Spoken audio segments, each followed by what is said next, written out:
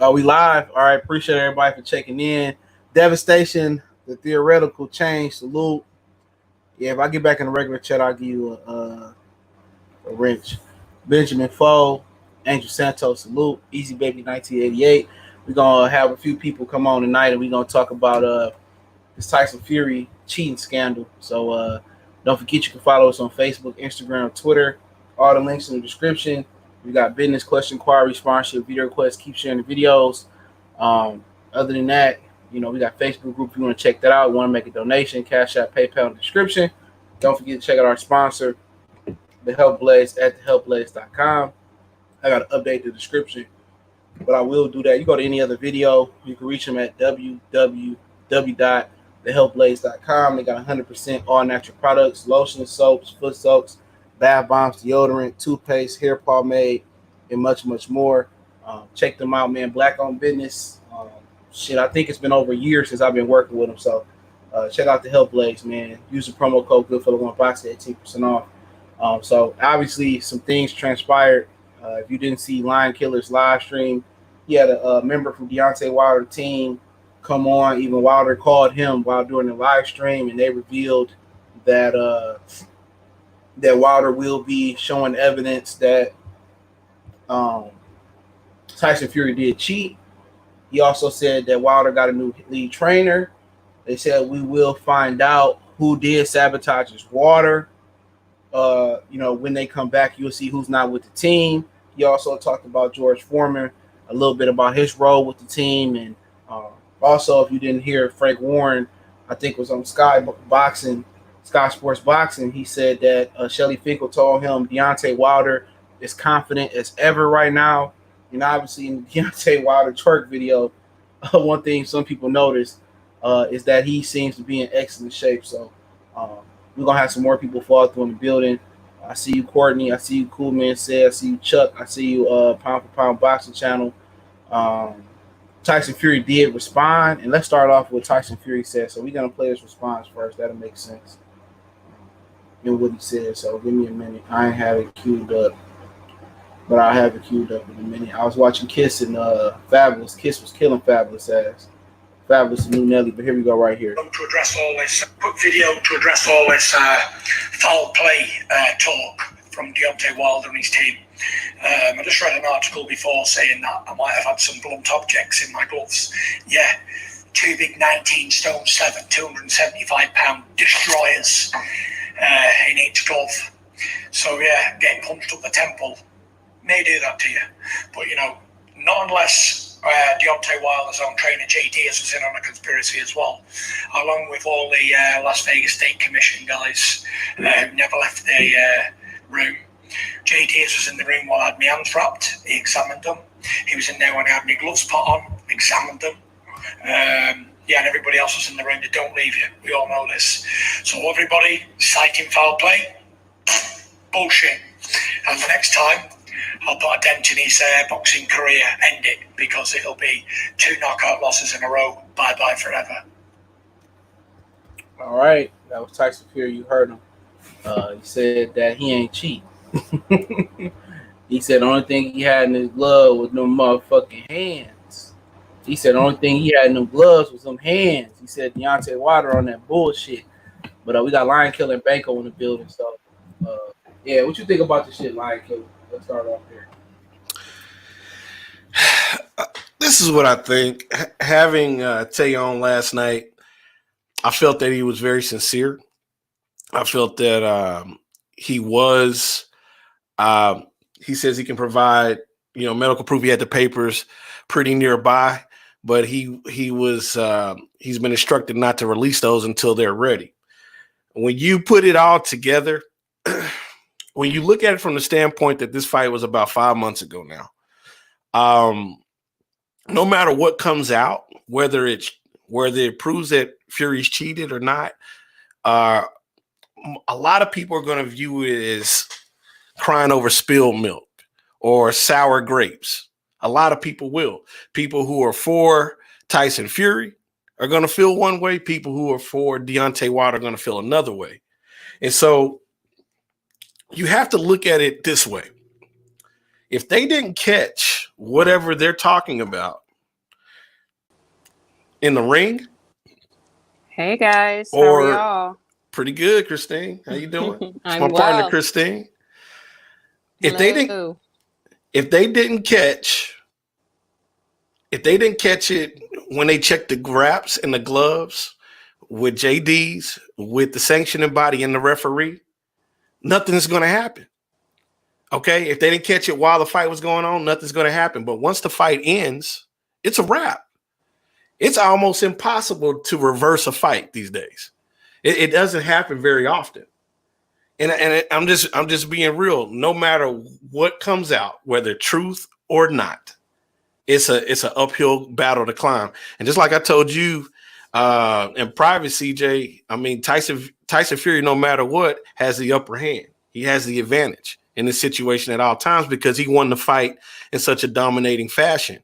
And to try to prove that he did something after the fact, it sounds like spilled milk, sour grapes. And I'm not taking a position either way. I'm just looking at it for what it is wholesale. So I pass the floor on to Banco. But hold on real quick. Go ahead. At the end of the day, he crying right now, but he still want to fight him though. Hey, look here, man. Exactly. I put it this way, man. Somebody cheated versus me. I'm bringing a pistol. I'm shooting Tyson Fury. I'm just being straight up. I ain't fighting him fair or nothing like that. We get to the weigh and I blow his head off. Straight up and down. I'm just keeping it real. So at the end of the day, he just looking foolish and foolish. Either you drop the facts, or personally, what I would do is fight him again, beat him again, try to beat him, and then drop the facts. But he lost the first fight, though, in my opinion. A lot of people didn't like because I said that, but he lost. This was a 450-pound man that you let come back versus for Safari and Pinata, whatever the dude name is.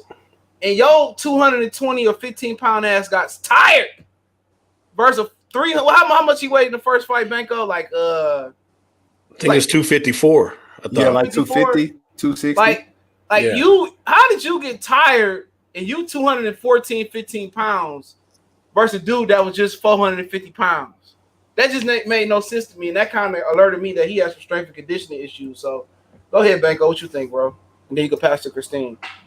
Yeah, man, I agree with Lion Killer, man. It's pretty much hard for to reverse anything that happened this whole fight and the fiasco, young Pharaoh, everybody going in back and forth on the situation. The only way that would make Deontay Wilder possibly come out better in this situation if it was similar with, correct me if I'm wrong, but didn't Shane Mosley catch Margarito with the hand wraps before the fight? Yeah, and he still went on. Yeah, but I think it'd be something like that. Then it's like, oh yeah, he do be cheating or something like that. To where it's like the similar thing where we kind of just write Margarito off Cotto's record because like we know he was cheating. So pretty much, and like you said, it's been February, and ain't no telling when they're gonna fight. I think he should have probably came out with it way back then, or just said, like, forget it, or I ain't gonna fight him no more, or just sued him out of court and got his money, or whatever he tried to do. Something, basically, when you step in that ring, your life is on the line. So he could have died. If he really cheated, he could have died. He felt that strong about it. He should just say, I don't want to fight you no more, I just want my money, or something like that. And also to talk before you get to Christine, you also could talk about like when they do reverse it, it goes to a no contest. Orlando Salido, Robert Guerrero. I mean, it's been a few other fights throughout history that got turned into a no contest. Lamont Peterson did cheat versus Amir Khan. He stripped of the Super WBA, but the IBF did an investigation. He kept it. That win still stands. You feel me? So Sweet Pea and Sweet Pea Farmer and old boy that was cheating. 2 years ago? What's that Chinese dude name? I forget his name. Asian cat. But yeah, I mean, I felt that Tevin Farmer actually won that fight, but they didn't reverse it.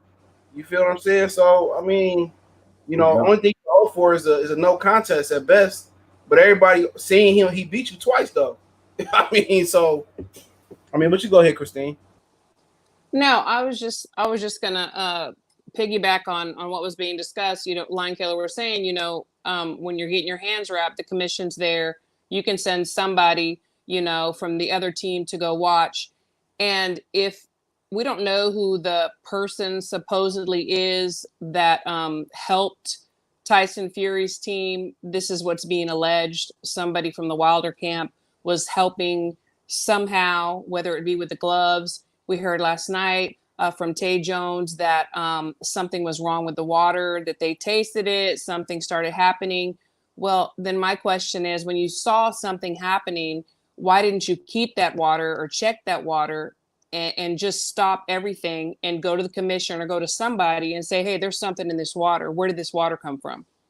Now it's just kind of a little too late, as y'all are saying as well, because it's already been done. The commissioner was there. They'd have to totally be in cahoots. There was another accusation of possibly the food being tainted. Well, then the hotel or whoever served the food would have had to be in cahoots too. There's just a lot to prove. You know what? If there is something to prove and something happened, let's get it out there. Let's press charges. Let's clean up the sport. But if not, drop it and let's get ready for the trilogy. Yeah, I agree with that, man. Or just save it for after the trilogy and fight them. But I don't understand how that helped. But Jonathan, I see you. Baby Team, he said back in March when the excuses started. C4, I see you. Steve DeRosa, salute.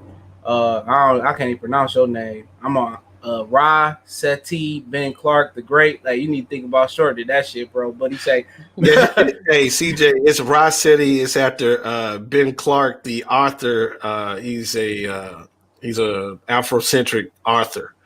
So died some years. Well, Dr. Ben Clark, hey, John Henry Clark. Look here, I ain't got no fucking dashiki, old man, but you got it. But he say, Baby T, you ain't said nothing. Bishop Fold, why would you run it back with someone who you think drugged you anyway? Exactly. That's my whole point about it, bro. I love Wilder. Wilder done helped me out a lot, but I'm not running it back. It ain't gonna be a fair fight. If anything, he come in the ring. I had Tay Jones give me a bat and I go upside his head, bro. When the bell started, I'm not playing fair. But you know what's so funny about it is this, man. When Tyson Fury came back, I warned everybody that he had a backdated suspension for the board situation. You know what I'm saying? And that's something that you would have to have read up on to know that he got caught cheating. I think they said it was 6 months before the Klitschko fight. I think he had fought I can't remember what's the dude he fought. Was it Robert Helenius or he had popped top four? And they allowed him to go into the ring versus Klitschko pending an investigation. Him and his cousin Huey Fury got popped for whatever that drug was they claimed they ate while aboard from. So he fought Klitschko with a competitive advantage, and I'm surprised Klitschko ain't crying about it. Even though Klitschko didn't get hurt, but he not crying about it. Go ahead. Well, the other thing, CJ, and that's something that we also talked about that nobody's talking about is the cumulative damage that Deontay Wilder has taken over the course of his career, losing rounds in order to get those knockouts. But you know what? The thing about that is he got like his first 37 opponents out there with like a couple shots. I ain't see him. Hey, look here, I ain't even see him hit Malik Scott in Puerto Rico. So I'm not gonna use that as an excuse for him. Right. At the end of the day, everybody about the brain damage part. I mean, the skull damage is what they're talking about. The possibility of that. Luis Ortiz and yeah. I don't believe. I seen a lot worse fighters take a lot worse beating. Every human body is different. Look here, man. He beat you. He had I'm just so frustrated. He had a 50-pound weight advantage on you. I mean, does anybody know how that feel? To fight somebody that got a 40 or 50-pound weight advantage on you, that got a lot to do with it too, though. You see what I'm saying? So for sure. I mean, I don't like. He was a better fighter. You know what I'm saying? I interviewed Sugar Hill from Crump. Nothing but a nice guy, bro. So he was the better man that night, and it happens that way. Muhammad Ali lost to George Frazier. Excuse me. Yeah, I don't think anybody up here is going to take anything away from Tyson Fury's performance because I won't. Yeah, so me either. I can point out every instance in two fights where there were advantages all around. Ultimately what it is that the sequence of events that have occurred when it comes to this Glovegate situation and Glovegate 2 and whatever else people want to say is that they've been introduced at the wrong times in the wrong manners without the right individuals or organizations involved. So it becomes conjecture. And so when people were talking about this, months ago, it just seemed like a lot of people were ranting and raving and complaining and crying over spilled milk. There were no sanctioning bodies involved. There was really nobody talking about it on the opposing team, and that's just the truth about it. And so now that this took place on me and Christine's show last night, the next day is I don't know if it was us or Tay coming on the show that blew it up. Hold on. Go ahead. Let them know what the show is. Let them know what the channel is. Our channel is Lion Killer LC Life in Combat. And our show is on Sundays, Blood and Gloves. We will have Hannah Gabriels on this coming Sunday. So, we'll be interviewing her and what she has going on right now. And she has some pretty exciting news to talk about. But, anyway, this thing, it's all about how you put stuff out, when, where, and why. And if it has to come immediately. It has to be a question immediately if you don't catch it in the ring or before the ring. So that's why I keep coming back to that punch. Exactly. You have to have facts. You have to be able to present it. And that's the truth. Yep. And what you know is what you can prove. Exactly. We can believe anything we want on either side of the equation, but beliefs are always eroded and erased by facts. Hey, don't remember he was saying, you's got feather fists. You can't knock me out. I was telling y'all, like, man, that's a lot of weight, bro. Yep. Any heavyweight power is to be respected, bro. Yep. All of them. Well, there's an assertion that people can't increase their punching power. That's absurd to me. Most people who have never boxed enough or boxed would say that. You can increase punching power. You can increase punch positioning. You can increase accuracy. You can become pinpoint accurate. It's just like throwing a football. You practice enough, you can hit somebody in the D spot all day. And if you know what I'm talking about with the D spot, go ahead. The Tyson Fury case was he sat down on his shots more. He came forward. He didn't move more. I mean, he wasn't like Saddam Ali. That's the Saddam Ali big problem. He liked to move too much. And if Saddam Ali sat down and learned to shoot, from the pocket better, Saddam Ali probably still be undefeated and probably be a world champion. But he don't know how to sit down. And Tyson Fury, Sugar Hill taught him how to sit down. And they noticed once you punch Deontay Wilder, he freezes. Yeah, he can't. He goes on the back foot. Yeah, he go into the high guard and he just freeze and he can't. He doesn't know how to fight backwards. He leans back. He leans his head back, but he doesn't know how to step back. He doesn't know to do lateral movement. Tyson Fury that night, he was a perfect boxer, puncher, heavyweight. He did exactly what he was supposed to do. Yeah, he didn't know how to slip and return. Most boxers know how to slip. Deontay don't know how to slip and return, or neither one of them. So, he was a sitting duck for what Fury was doing. So, and once Fury understood that Wilder couldn't generate power from each phase, from the outside, the pocket, and the inside, it was over with. You got certain fighters they need leverage to keep you at the end of their shots. You got other guys like Tyson who can shorten their shots up and get good power from pretty much any position.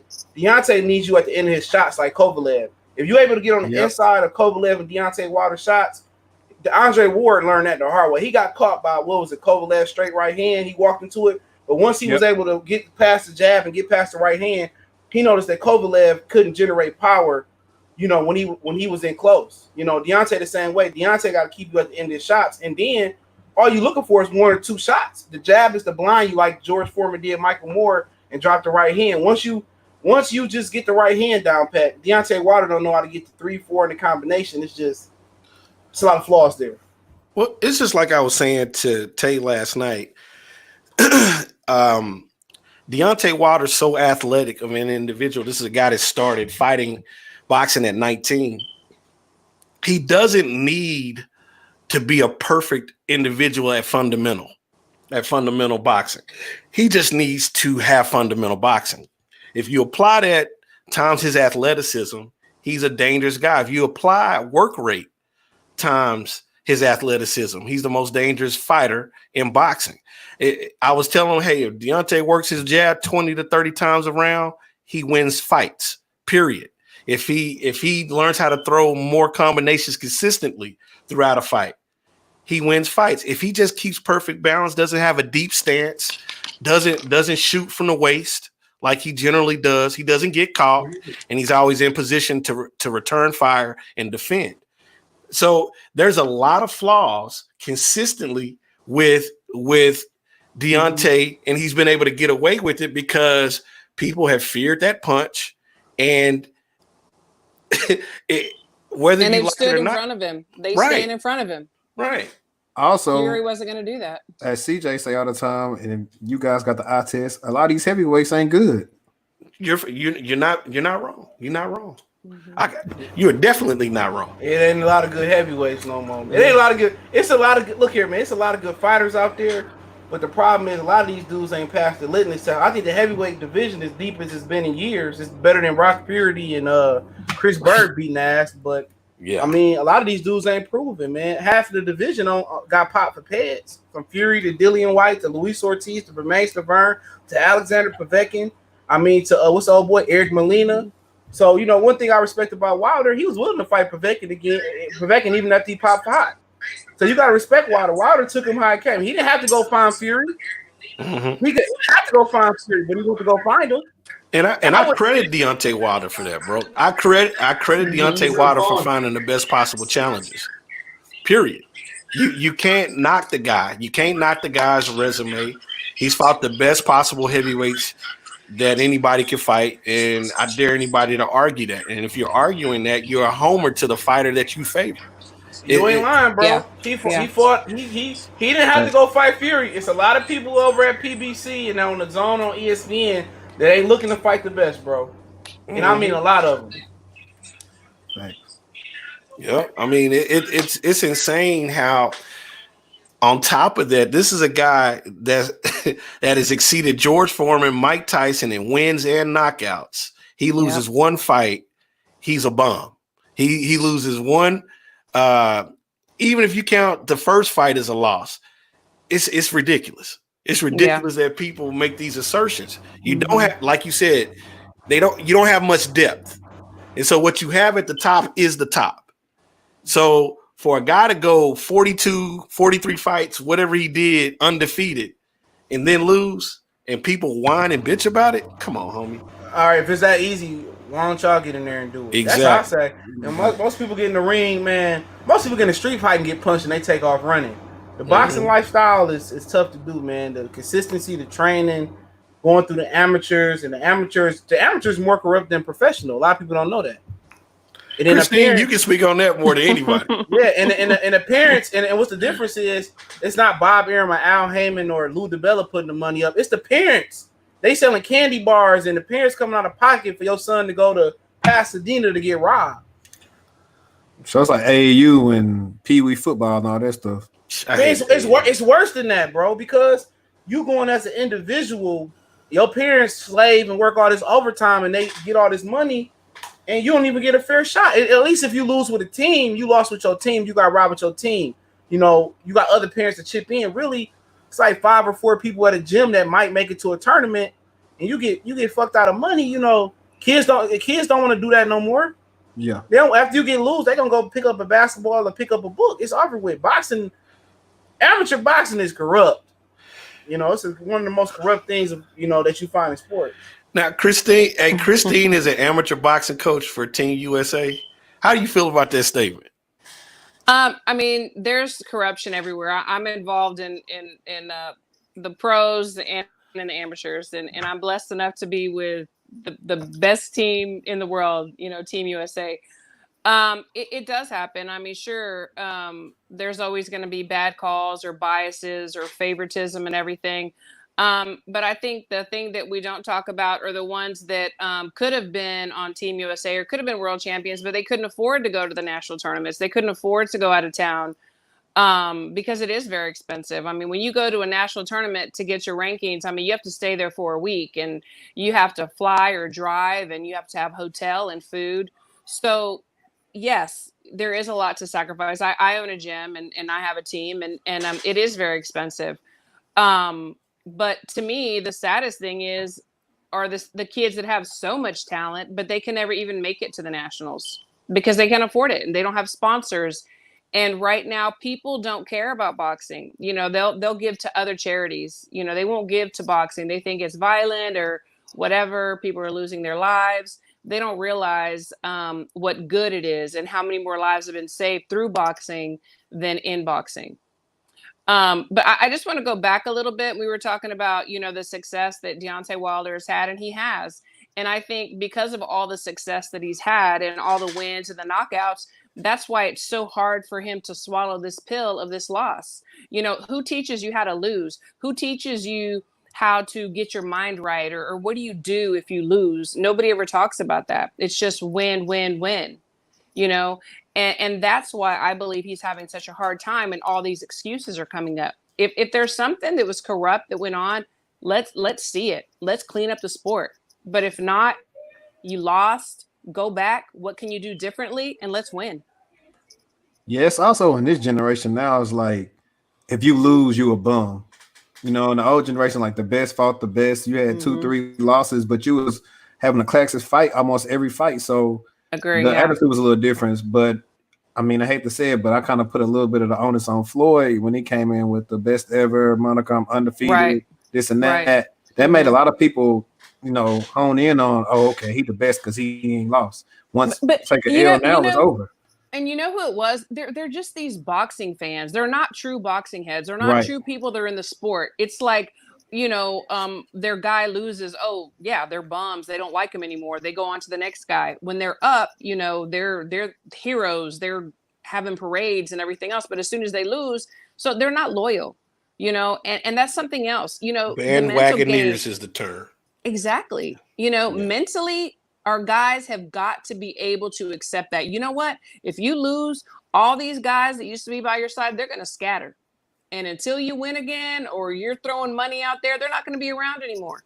So that's part of it. I'm so about going to see a sports psychologist or talking to somebody because you have to know how to react to the negativity as well.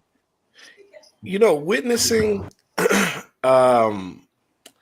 Deontay Wilder's official loss, because with CJ, with the exception of the knockdown that I thought should have been a knockout in the first fight, I thought Fury won the first fight or was winning the first fight. Deontay Wilder has not only lost a lot of support because of this loss, it showed people have shown their true faces when it comes to this guy. They've changed their narratives. They've changed everything in order to kind of deflect from facing this loss. Hey, Lion Killer. Go ahead. Hey, I'm about to go pour me another drink. I'll be right back. All right, bro. Hey, I'm having some Shiner Bock anyway, so I understand. But, real talk, this thing is crazy because when you're fighting, when I was a kid, people stood by their fighters. Win, lose, or draw. Yeah. These days, man, you can't fart to the left without someone complaining or trying to cancel you out. So it's really messed up for those who are true Deontay Wilder fans. It's messed up for people who are fight fans in general because there is no loyalty. There is no, hey, you'll get them next time, champ. There's none of that. You're a loser. You ain't shit. Right. That's it. Yeah. You've been exposed. You were a fraud. I've heard it all. Yeah. Which is not true. Yeah. He lost this one.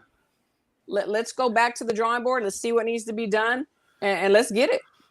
I think Glovegate was like the worst thing that could have happened to him. I think if Wilder would have came on once all that was happening, like, hey, I lost fair and square. It is what it is. We're going to get them in the trilogy and just end it, all that. They kind of, I can't say they let because people are grown, but that was a whole bunch of foolishness. I'm talking about you had grown men on there going back, oh, yeah, the floppy glove is the reason. Like, I was just like, come on, man. He lost.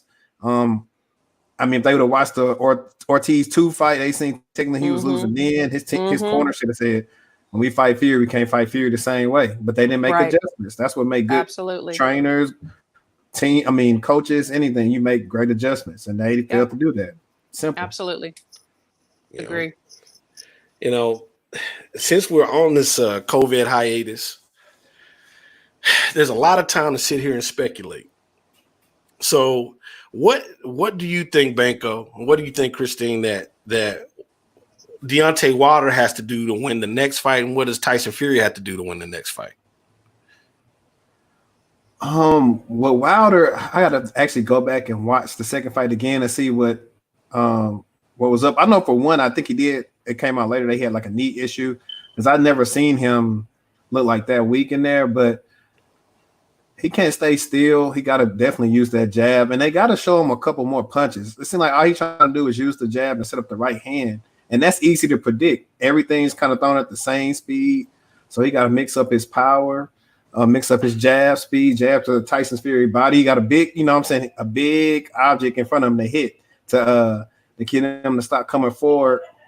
Maybe learn how to throw a left hook a little better as well for Tyson Fury, because it's not going to be too much he can do within this time.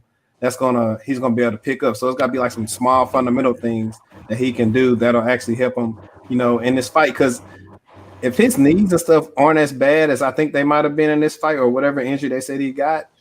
He would have lasted longer, I think personally. No, I think that he ain't got no legs at all. I think that temple shot did it, bro. To be honest, that too. He never recovered after that either. I ain't gonna lie, he didn't. That temple shot was so open because the left hand was down, and again, it's bad discipline, and the way that he got punched, the way that he fell, it was ugly. It was really ugly.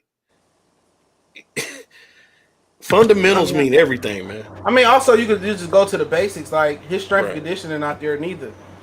The leg. He doesn't run, right? Yeah, he don't do math, but he do sprints or something. See, look here, man. When you do I look here. If it's good enough for Archie, Ray Robinson, Muhammad Ali, it's good enough for everybody now.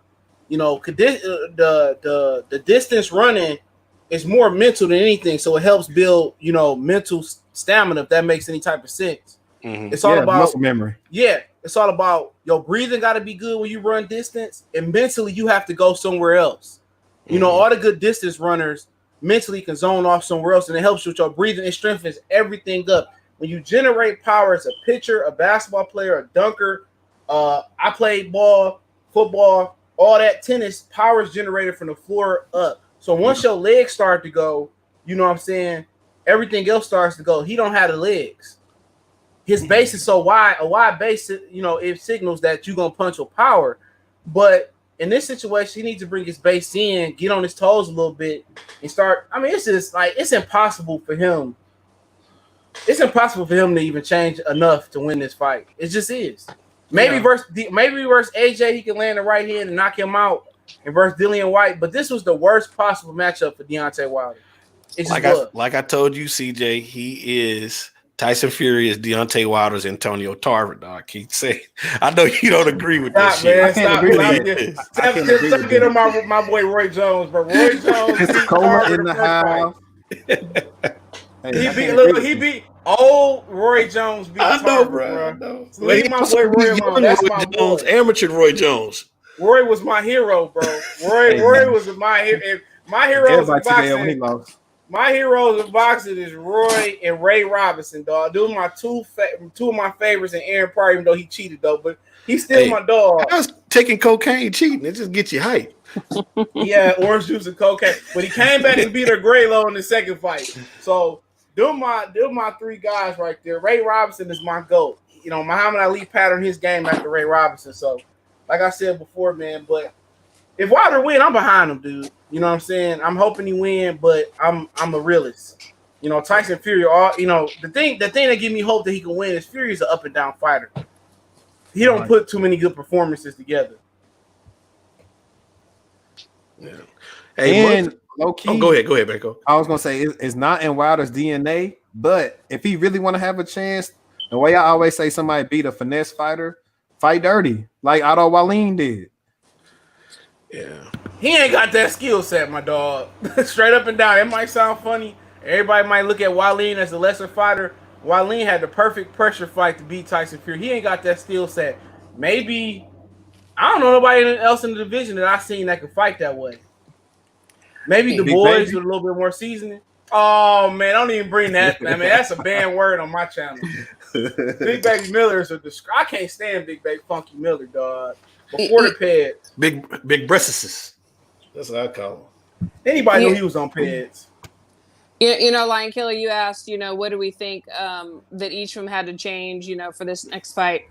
Um, as far as well, I'll get to Wilder in a minute, but as far as Fury, I don't think he has to change anything. I think he needs to do exactly what he did the first time.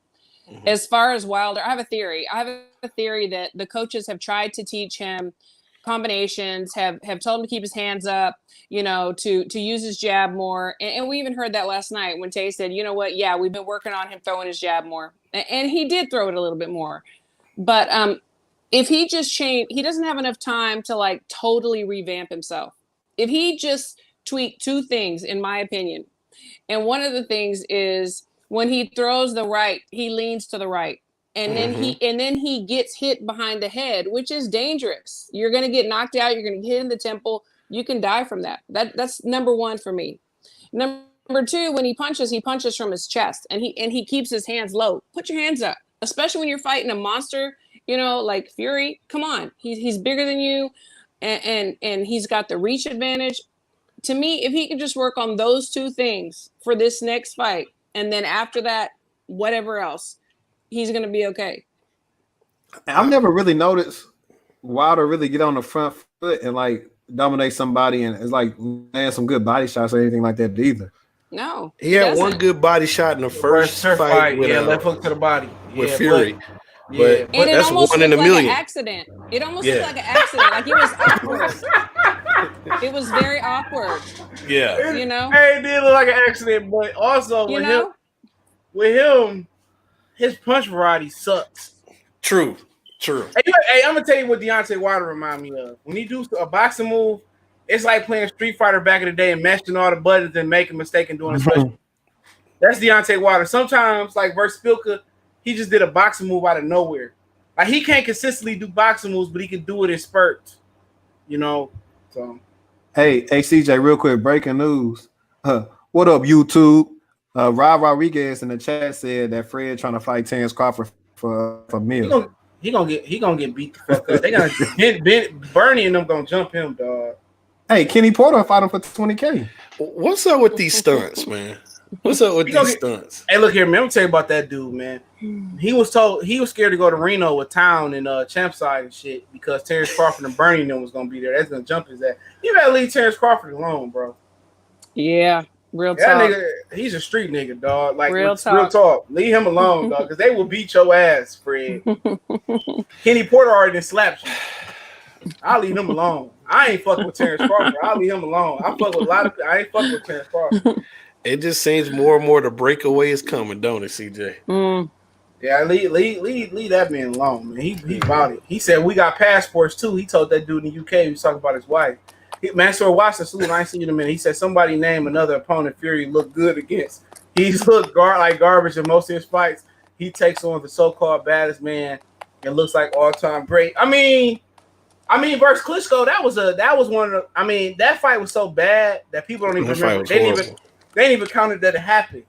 But I mean, he got himself together. I mean, he got himself together in the past. You know, he was drinking, drugging, and doing everything else, and he wasn't eating right. And he said he got himself together, and physically he looked like he did. Yeah, can't take. If Dillian White go in there and whoop his ass, I wouldn't be surprised because I kind of categorize all the heavyweights in one area. They all like the same. It's no one bigger. It's no one better than like they all pretty much the same. Yeah, because I wouldn't be surprised if AJ beat Fury. No, I wouldn't. I would pull for AJ to win that fight. I think because he showed me that in that second Ruiz fight, he can make an adjustment and fight like he that. Stopped lifting weights. Be smart. He stopped being a fucking gymroid. You know, I don't think he stopped lifting. I think he just stopped lifting real heavy. He stopped lifting more real heavy. Muscle. Yeah, and if he can box like that, I would favor AJ in that fight. Just as a fan, technically, maybe Tyson could beat him because I think AJ stopped him in the gym. Tyson Fury, a video of Tyson Fury saying that AJ was too much, but in my opinion, it can go either way with those. What did you got? Who you say? Fury, Wilder, AJ, Dillian White, and would you put Andy Ruiz in that or somebody else? Yeah, Ruiz. I like the Hargovich kid. I like him. I like the kid back in there. Who? Could you put your boy Parker back in Who? there? Who? Mike Jones. Mike He Evans. lost to motherfucking Huey Fury in my book. No, not Joseph Parker. He's just too nice. He lost I like that Reed, kid. too. I like Dane DeBoer. I like Joe Joyce. I'm in the minority there. I'm the only Joe Joyce fan in the world. I like Joe, even though he's gonna get beat by my boy Du Bois. But I also like the kid from Philadelphia. You know, he don't get no airtime. I think his name is Damian Rock. I like him a lot. Damien. Oh yeah, what about who we forgot about? Because since he took his L, like nobody talked about him no more. Your boy Kanaki. Oh man, Yeah, that's when my channel got hacked when he lost, bro. I was surprised when Kanaki got. I like Kanaki.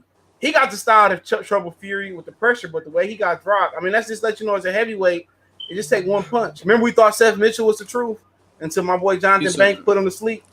He did come back and beat Jonathan Banks. The Manchikov team. What's his name? The Ukrainian guy. Usyk. Usyk. Usyk. Yes, Usyk. I think Usyk's gonna take the path of least resistance. No, he gonna fight AJ next, bro. I mean, after he fight Derek Chisora, he beat in the World Series of Boxing. He beat the shit off Joe Joyce. He beat the brakes He off can him. outpoint AJ. I think he could outpoint AJ. He just has to avoid the contact. Not that AJ that shoulder versus Ruiz. That's gonna be a technical. I think he could out technical. Bro, AJ. I think that was a once in a lifetime performance against a guy that had all the physical disadvantages. I think AJ, the first fight, there was something wrong, and we talked about this last night. You know, with Wilder. I mean, did he get hurt? There was something wrong with him too. Did he get hurt in sparring? He wasn't talking about it. He didn't want to cancel the fight. Same thing with AJ, the first fight. There was definite when he fought Andy. There was definitely something wrong. Did he have a concussion? Was his eardrum already busted? I mean, he just got caught. I mean, he didn't look good. He didn't look good from the beginning. But he made a lot of adjustments with Klitschko told him to stop lifting heavy, and he came out and he sticked and moved like I ain't seen him doing in a long time. So, I mean, maybe I don't know. Andy Ruiz just was. Andy Ruiz got rich off one fight though, and that's what happened. Bro. He made $20 million between two fights. Yeah, rich. Yeah. He didn't even train, dog. He said it's gonna be easy. And then what's so funny about it is Kanaki passed up that fight and Luis Ortiz passed up that fight. I mean, I wouldn't be surprised if Andy Ruiz was doing bimbo commercials and he needs to be. I don't know how his career is gonna be. I'm not hopeful. And he's supposed to fight Dominic Brazil, CJ? Or Areola. I wouldn't mind. Look here, I wouldn't mind him fighting Areola. Ain't every day you see two Mexican heavyweights, bro. I might even try to go to that fight if they have fans.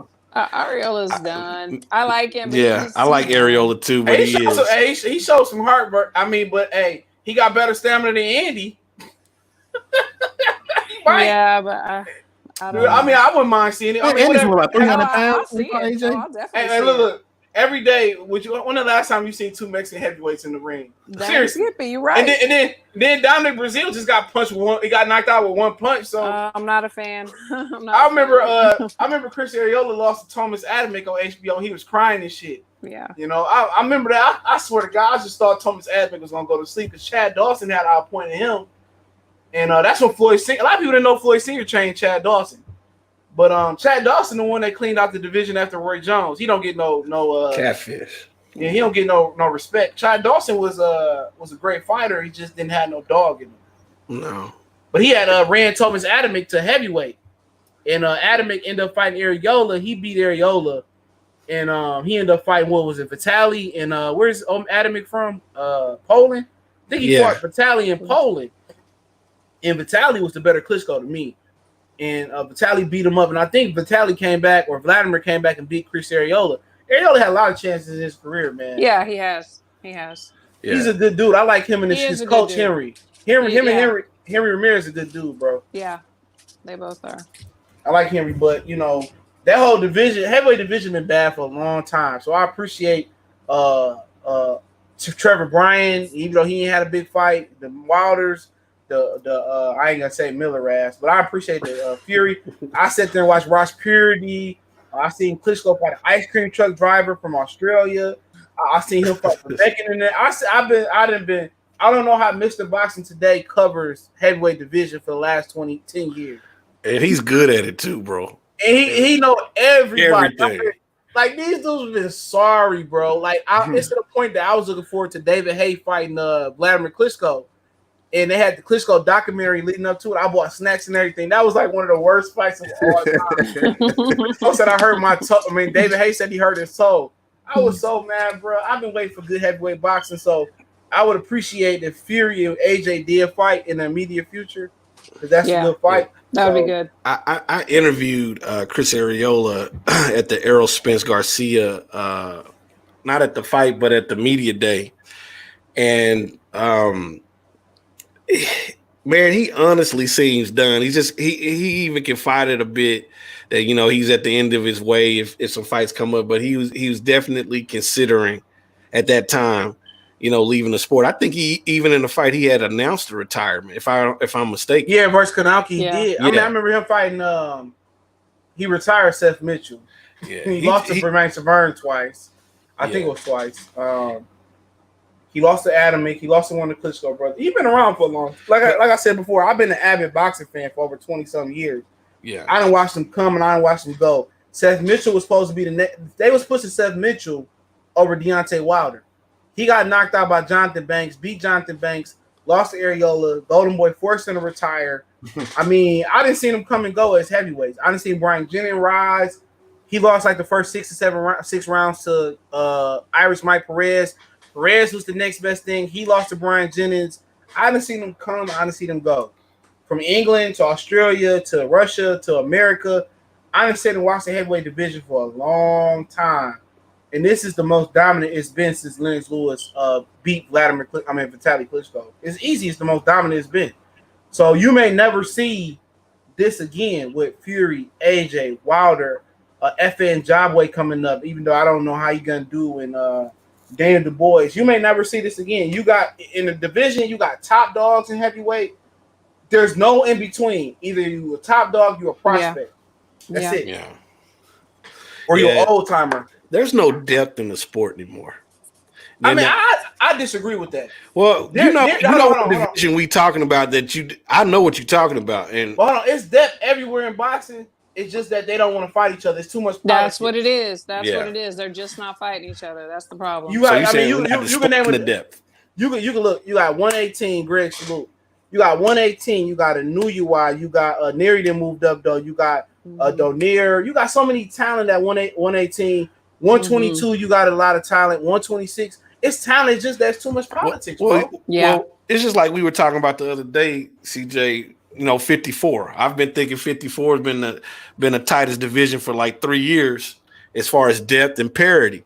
You know, you got Charlo, you got Teixeira, who's yet to be proven. We talked to his coach. Me and Christine interviewed his coach. What is it? Was it about a month ago? Yeah. That's the best division from top to bottom because you got Shearer, you got Lubin, you got Harrison. I don't know if Willie Nelson's still fighting there, but who you got? Jamil Charlo. You got Golden Boy got a guy named Travell Mazion out of Austin, Texas. He's true. Yeah, I know you got Jamonte Clark. Golden Boy is drowning that dude's career, is what you're saying. He's 6'2" and he a fucking animal, bro. You got Jason Rosario. You got Magic Man Salucky coming back. That's what I call him because I can't pronounce his name. That division is from top to bottom. That division is a great division. You got Charles Conway as well. I just got a feeling about Rosario, man. I think Rosario got it, bro. He can beat Charlo because he can hold his position. He holds his position well, and Charlo has never dominated a top opposition. He struggled with Julian Jackson's son, John Jackson. So he like Triple G. Yeah, I mean, not even like Triple G. It's just that he was better with Ronnie because he was showing Ronnie just needs to add a little bit more aggression to him. But with Jamel Charlo, he fight like Errol Spence, but at 154. He had a good fight with Demetrius Hopkins. He had a good fight with Charles Miyake. But then when he fought Vanez is the one that stopped him and Jamal from going to the Olympics, I believe. That's kind of when the problem started. But but you just said something a minute ago. You said that Ronnie needed to add a little bit more aggression to him. You know, that's not something that you can just teach. It's like you have a boxer and they have their talents or whatever they can do, and they have their flaws. So you just expound upon the things that they can do well. You can't. And somebody said something earlier that they fight like another, fighter in their stable, and you can't do that either. You cannot have carbon copies of the same guy. It's like everybody has their thing that they do, and you expound upon that. You know, um, he could box. And when he was boxing, he's doing good. When he gets all crazy, wild, and aggressive or fighting like somebody else, he doesn't do as well. He had an accidental knockout. Like he didn't even realize that, what he had done his last fight. Oh yeah, where's Tony? But because he was getting his ears boxed off by Tony. Yeah, he's better at boxing and moving. You want to see him in a good fight when he beat Gabriel Rosado. He's better at that. He just needed a little bit more aggression, and instead of getting a little bit more aggression, he just went full out being an aggressive boxer puncher. He got the best. If he can put it all together, he'd probably be one of the best well-rounded boxers in boxing because he can stick, he can move, he can plant. But it's his mental component, bro. His mental component is the major. Go ahead, 100%. Agree. Yeah, I agree with that. So and then you got Jared Hurd there too. He's trying to learn how to be a boxer, but me personally, there's no offense to Coach K, I would have sent him to Robert Garcia. Garcia has done. Coach K is my dude. Yeah, Garcia is he just does well with guys like that. Madonna, Margarito. He just can. What he did with Madonna was phenomenal. I mean, I don't think people understand. Madonna was a fucking caveman. Even when he beat Victor Ortiz and he lost to Amir Khan, but it was a good close fight. Robert Garcia, and people get mad at me because I'm a black guy and I say Jared Hurd should have went there. But he just know how to make the proper adjustments with guys like Jared Hurd and Margarito and Madonna. Garcia, to me, is the best current coach. Like Freddie Rose get the best. He get the best accolades for changing fighters. But Robert Garcia and his father, Big G, they don't try to change you as a fighter. Coach is trying to change Hurd to be a boxer, puncher. But all Robert did was refine Madonna. He gave him a jab. He showed him how to turn his jab over to a left. He destroyed Adrian Broner. And he gave Floyd a run for his money, too. Hey, AB was winning some rounds, fam. I ain't going to let you do AB like that. That was his last hurrah. I've seen the dynamic between Hurd and K. I've been at camp with them. I've seen it. And the thing is if you watch Hurd's fights, like he was missing some of the fundamentals, like even keeping his hands up and just basic fundamentals. So Coach K and I think Robert Garcia is amazing too, and his dad, believe me, they are very talented. And for me, that the Mexican black thing, whatever, I don't care. Whoever's good and wherever you need to go. But as far as Coach K with Hurd, I've seen the changes in him, and I've seen how Coach K has taken him back to the basics, which he should have had, because you can only go so far, being the bigger guy, being the stronger guy, whatever. And then once you start meeting people that are a lot more talented and bigger opposition, you need to have your basics. So, Robert Garcia is amazing. I've seen what Coach K is doing with Hurd, and he's doing a great job too. Yeah, to add on with Christine. Hold on, Beko. Should I say hell no? Garcia don't know how to train black fighters. Hurd don't fight like a nigga, bro. I'm just telling you that right now. Hurd don't fight like a black man. No, he fights like he's from Mexico City. Yeah, exactly. Real bro. talk. That's where I twisted from. And that's no disrespect to Ernesto, bro. Ernesto a good coach too, but no, you have to go where you fit. You have to go where you're fit and your style, and then you expound upon whatever your strengths are, and hide your weaknesses. It's like it doesn't matter. You have to go what's best for you to what's best for you. Exactly, and that's when people get caught up. It's black fighters that fight like Mexicans. Canelo fight like a black fighter. Am I wrong? People not mad. I compared him to James Toney. James Toney was a plotter with the legs, and he moved upper body. He was actually bigger than Canelo. People don't know James Toney was a top football recruit. Mm-hmm. The reason why he beat up Deion Sanders. Yeah, I'm about to tell you. So the reason he didn't play football at the Michigan camp, he was about to beat up Deion Sanders.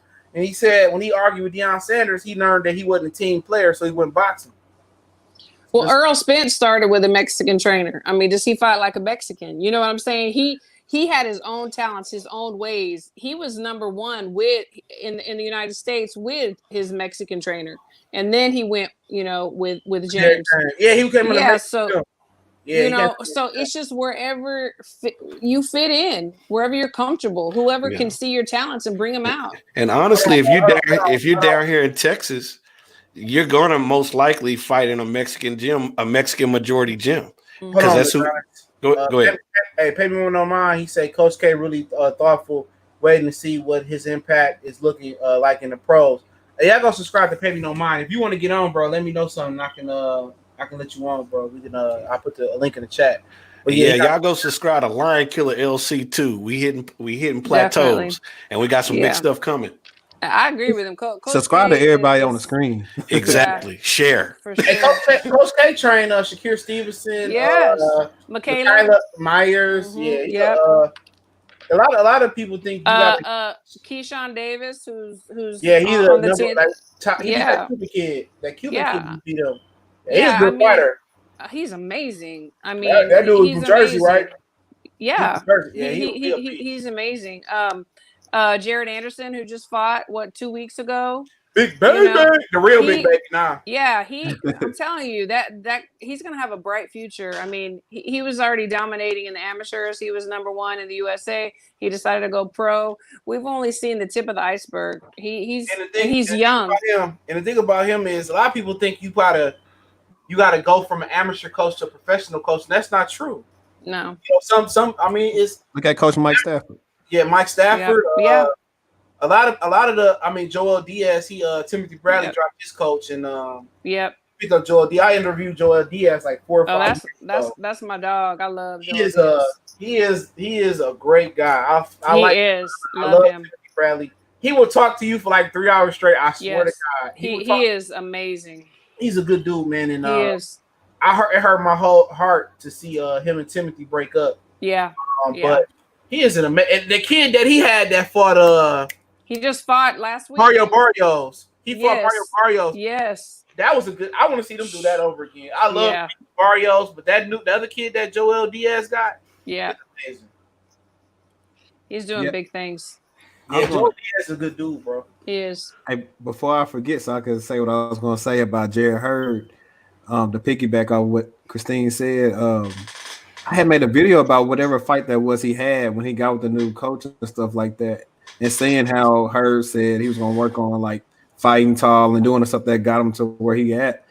And I think I put some clips of Hurd in there with the coach and Mike Stafford and Jared Hurd. Actually, I think he saw that on Twitter or Instagram. I liked it because he knew that's what he was in there working. C-Dub said any color fighter would benefit from Robert Garcia's training. I agree. He got the Falcor. He had one of the Falcor brothers over there, man. He did. So I'm showing my depth. I can't remember if it was Yamaguchi or the other one. I think the other one lost, but Rodriguez said I think Barrios lost that. It was a close fight. I think Barrios got 2 knockdowns. The second knockdown saved him. But y'all gotta remember Barrios came up from 126 fighting at 140. He under 25. But I think that's the problem with a lot of things facing our sport is the fact that there's so much racial angst. Yes, and I agree. People have to impose their racial. But before you finish, go ahead. That's the beginning of boxing. That's the truth. That's the beginning of boxing. Once black fighters entered in the late 1900s into the mainline professional ranks instead of the Negro leagues. Before you go on too, you had fighters that was slick like Willie Pep. He was Italian, right? No, he was Jewish. Jewish, but you had fighters that fought like Willie Pep. You had Cameron Brazilio. He fought aggressive. A lot of fighters can fight in a different style. You know what I'm saying? Mm-hmm. I'm trying to think of somebody else that people tend not to understand white fighters were talented back in the day. It's a lot of Hall of Famers for a reason. Yeah, Cameron Brazilio beat Ray Robinson one time. Jake LaMotta did beat him one time. But you keep going on and on. You had Archie he was a good black fighter. Ray Robinson. You had Brasilio. You had Jersey Joe Walcott, even though he was known to take some dives here and there, and that wasn't unusual. Marciano, Rocky Marciano, yeah. You just keep going on and on. And the only thing that's plaguing fighting today is politics. Most definitely. That's it. I mean, they got the fighters to have a Duran, a Benitez, a Hearns, a Hagler type era. You know, Floyd said the other day, well, Sugar Ray lost to a lightweight. Well, that lightweight went up to fucking super middleweight or light heavyweight and beat people. Yeah. But that was, my point in what I was saying on that tip was an emphasis on a gentleman that said, Robert Garcia can train any color fighter. Any good trainer can train any color fighter. Right. It depends on, for one, understanding. Cus D'Amato was an Italian guy that trained Mike Tyson and Floyd Patterson. Chin of a poet. He said he had the chin of a poet. That is one of my favorite boxing remarks. He said, I forget who did Sonny listen. He just had the chin of a poet.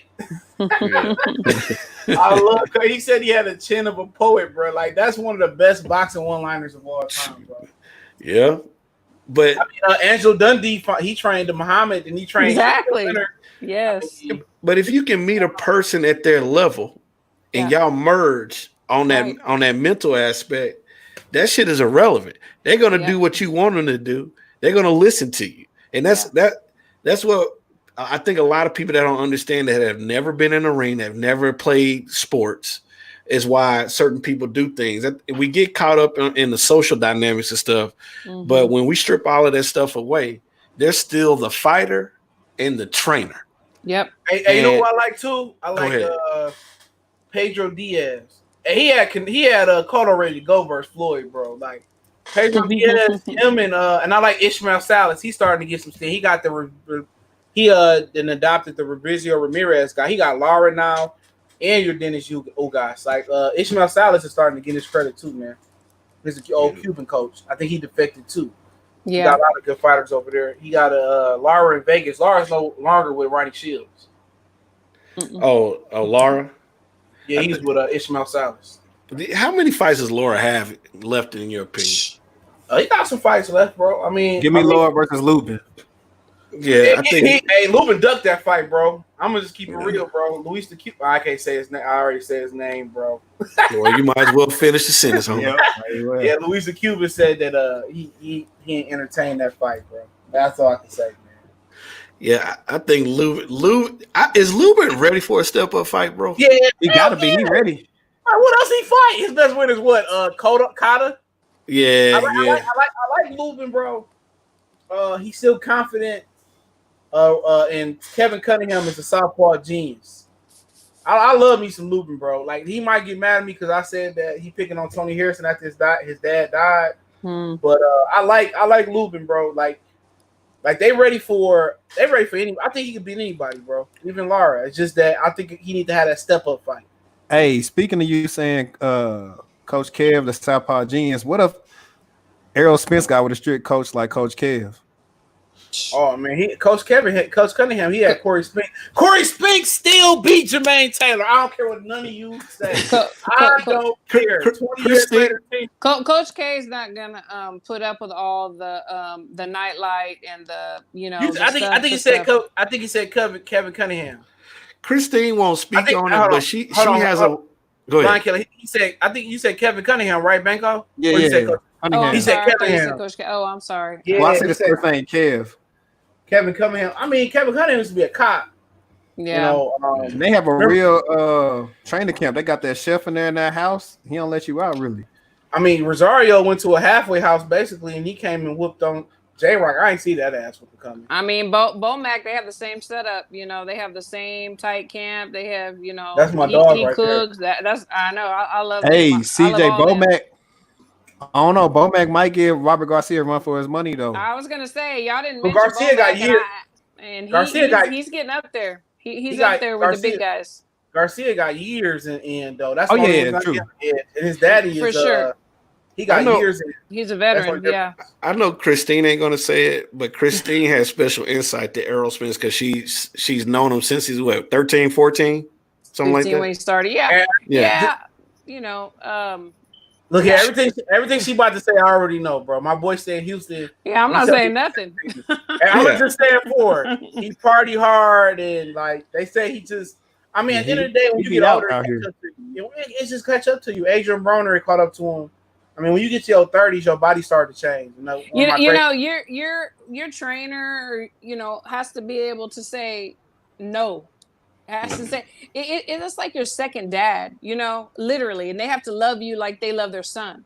And when you see your kid, if you have kids now, I don't know, if you see your kid doing something that's destructive, you're going to be like, what are you doing? Like, sit your butt down. And then you have to respect your coach enough to listen to what he says. And like, you know what? You're right.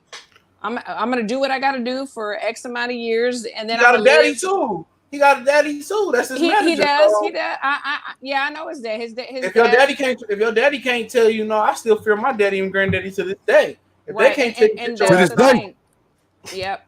And that's the thing, they need, some of these guys need discipline, not yes men around them. But he ain't the only one though. There's been a lot of dudes. No, we're talking about him.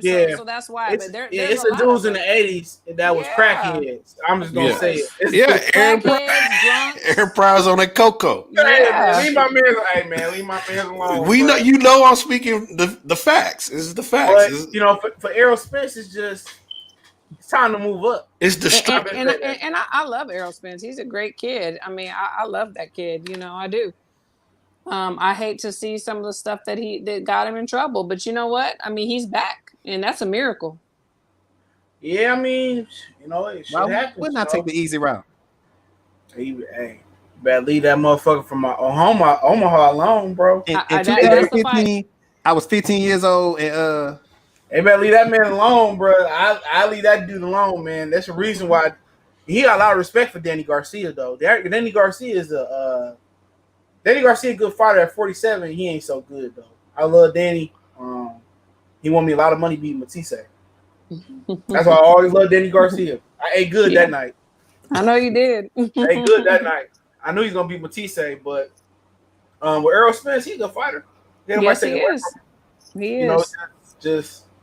Christine, who wins between Spence and Crawford? Because these are both people I know them and love them both. Let me tell you something. Crawford is a different animal. There was a time when Errol Spence was that animal too. I just see he's so disciplined. He doesn't drink. He doesn't smoke. He doesn't do anything. I've seen him. Yeah, I've seen him. Working out. I've seen him sparring, and I mean, he's the real deal. And with Bomac, with Coach Red, with Coach Saul, man, he's got those three guys, and then Jamie, the strength and conditioning coach. Man, he cannot ask for a better team. But he's disciplined himself. He's an animal, he really is. He got kids, man. His kids wrestle and everything. So when you got kids, you stay at home. Well, I mean, other people have kids too, and it doesn't. It does or doesn't. It just depends on you. Adrian Broner got kids. Crawford is a difference between being a daddy and a father. Crawford is a father, right? Bro. Oh, he is a father. Absolutely. For his son to lose a tournament and come back and become the best wrestler out there, that don't just happen. I say a lot about your family, about your dad. Yes, Crawford just got too many levels to his game, bro. Like he can give it how he want to, inside the pocket. When I noticed when he was the truth. When he fight one of my other favorite fighters, Felix Diaz, when he beat Felix Diaz to a pulp, bro, that ass was just whooping, bro. It was just different, bro. And he hates to lose in anything. I mean, whether it be Pac-Man or basketball or what, he hates to lose. Like, he's not going to lose. He's going to find a way to win. Somebody got asked the question, in the chat, he said, how do you think Mikey would do versus Ugas? That is a fight that they talking about doing. It depends on what Pacquiao chooses to do. I heard Mikey not gonna sit around and wait for Pacquiao, but if he fought Ugas, I get an answer, Mikey. If he fought Ugas for the regular WA belt, I can't call it, bro. That's a good fight. I would say Mikey just because he's the favorite. Ugas don't throw more than 2 or 3 punches at a time. And Ugas ain't got no power either. But that too. But Mikey don't throw more than 2 or 3 punches neither. Mikey punched the land. But Mikey always in position to throw back though. Yeah, and he can put stuff together. He can counter punch. he throw the land to be accurate though. So Ugas not an accurate fighter neither. So Mhm. I don't know about that one. I think we all got a newfound infatuation with Ugas because he communicate with everybody now. Mhm. Facts. I wouldn't bet on it, bro. Yeah, I wasn't feeling that cop shit he was talking about though. I mean, But obviously, see, I don't know if that be Ugas He's a or little whoever on the off. account though. Look, man, he don't speak English, nigga. Like that ain't him. Yeah, But somebody. I like Ugas, bro. Like I like Gamboa, I like Lara, but he'll probably get robbed or Hey. a little close decision versus Mikey. I But see Jaron Ennis. Oh, Banco, go ahead. I'm sorry, I bro. was gonna bring up Ugas is a big welterweight. Like I'm around what 5'8.5" or something like that. So I'm walking in the Spence fight with Ugas, and Ugas kind of tall and ain't small. So I'm like, I can't really just say Mikey. You right though. I look, man. I don't bet on boxing. I ain't betting on that fight, bro. Like Ugas with Ishmael Salas is pretty good, bro. He said Danny going to beat Spence. That's possible. You coming back from a car accident. If Danny Garcia lose that fight, he needs to retire, bro. Yeah, we don't know what to expect really with EJ. Like I've told people, where Errol Spence had that accident, that dude is beyond lucky to be alive because it ain't no soft ground in DeSoto. Yeah, that's what I'm saying. That shit is white limestone rocks. I mean, there's barely grass grows there. You got to like dig that shit out. I think he crashed in Dallas, right? He crashed in DeSoto. Yeah, off Beltline, so near Beltline. So that area has a different topography than the rest of Dallas. Fort Worth. That shit is rocky, and so. Real Boxing say Sean Porter has a close fights with everyone. I mean, that's because he don't know how to get leverage on his shots. His spacing is bad, bro. His distance is bad, but if he can keep that head out of the way, he's always headbutting. But that's because of he don't want to get leverage on the shot. Mike Tyson be a good coach for him and Tank. If him and Tank hired Mike Tyson, Sean Porter probably be undefeated right now. Tank just need to stay in shape. Yeah. Tank needs a father, bro. Needs discipline. Tank in the hospital right now. So that's what I saw. I saw that. Yeah, I saw that. Yeah, but you look at Tank, Mike Tyson be all the discipline he need. What you mean? Yeah. He won't be talking about sparring no Mike Tyson. How much you want to bet me that? Nah. Mike Pooch slapped that motherfucker for that. Man, look here, man. I ain't running up on Mike Tyson to this. I ain't fighting no Mike Tyson, bro. He said, "Who do y'all think is the best prospect out there?" You can't call Tito a prospect. Hold on. You can't call Tito a prospect. You can't call Shakir a prospect. So what about Virgil Ortiz? Y'all know who my favorite prospect is. I got 3 of them. 4 of them, matter of fact. I got Du Bois, Ennis, Gary Anton Russell, and Christopher Colbert. They're my 4 favorites. I like Ortiz too, but they're my 4 favorites. Gaucher says Jaron Ennis beats Mikey right now. Facts is what he says. I don't know about that. Who is Ennis beat? That's every time I bring up something like I don't even know if he could beat Mo Hooker. I think he got the capability to. Yeah. When I heard he beat Mo Hooker, bro. I can't just say that though. Who he beat that's better than Mo Hooker? Just like our Regis and Broner argument. I don't think so. I don't know, man. He a gym rat though. Everybody in Philly vouch for him, so I'm gonna ride with him. But, Philadelphia going down the population line, bro. Yeah, Maurice will beat him. I would pick. I would ride with Ennis, dog. Like I put $1 on it. But everybody I talk to in Philly, they love that kid is a gym rat, bro. He's a gym rat. He don't take no days off, so I give it to him. Plus, Hooker coming off a loss too. No, he not. That win at 144. He sure did right after that. Was a good loss. Though. I'm not gonna lie. On I think the Sweet Pea Farmer and JoJo Giaz card. He was in Miami. No, he wasn't on that card. No. Hold on, I was there. Yeah, it was on card. He fought at 144 though. Yeah, he won. Okay. And then again, he's got some of the best trainers that he's training with right now, and I've seen him.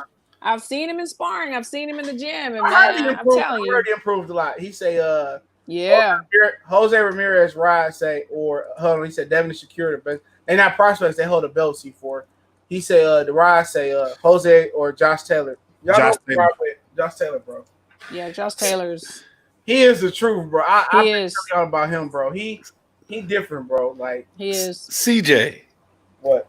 Don't it feel good talking about just fucking boxing and nothing else? Yeah, No Hit the bullshit. like button, hoe.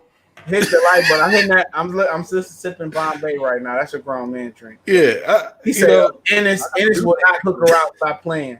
Woo! Before Gator. I mean, hey, look here, man. I didn't know Ennis had to deal with Showtime, so I guess he can't go over the you can't cross the street Right, without a right, crossing right. guard. He on the Yeah, wrong yeah. side of the street. He got to come off here. I'm the A side. Steven Espinoza can't afford to lose a pocket lint right now from over there. Where did Showtime go wrong, bro? They seemed Not like putting 2 pressure on years CBS. ago they made all the right moves. Hey, look here. What happened was, Fox is the premier destination. Now there is rumors that Fox may cancel PBC because they canceled golf this week today. Yeah, because they losing money.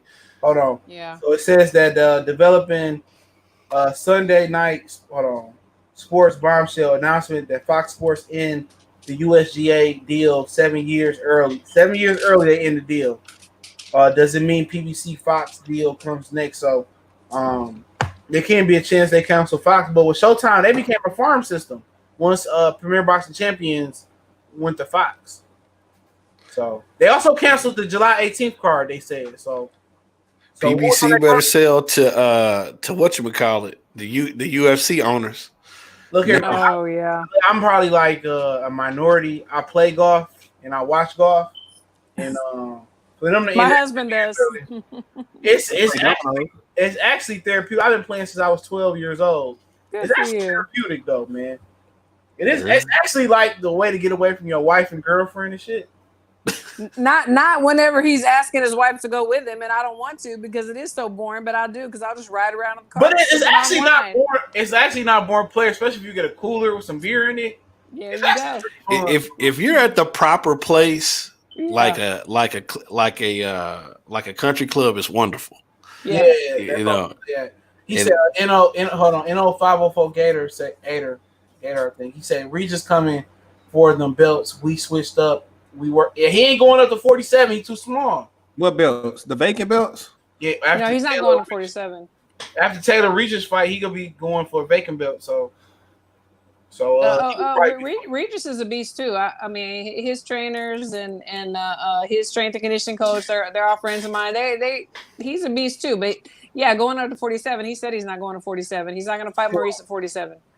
too small. So He been in Texas too long, man. He moving like somebody. he went to LA and came back. He went to LA and came back. So for him, like he can be the Barrios.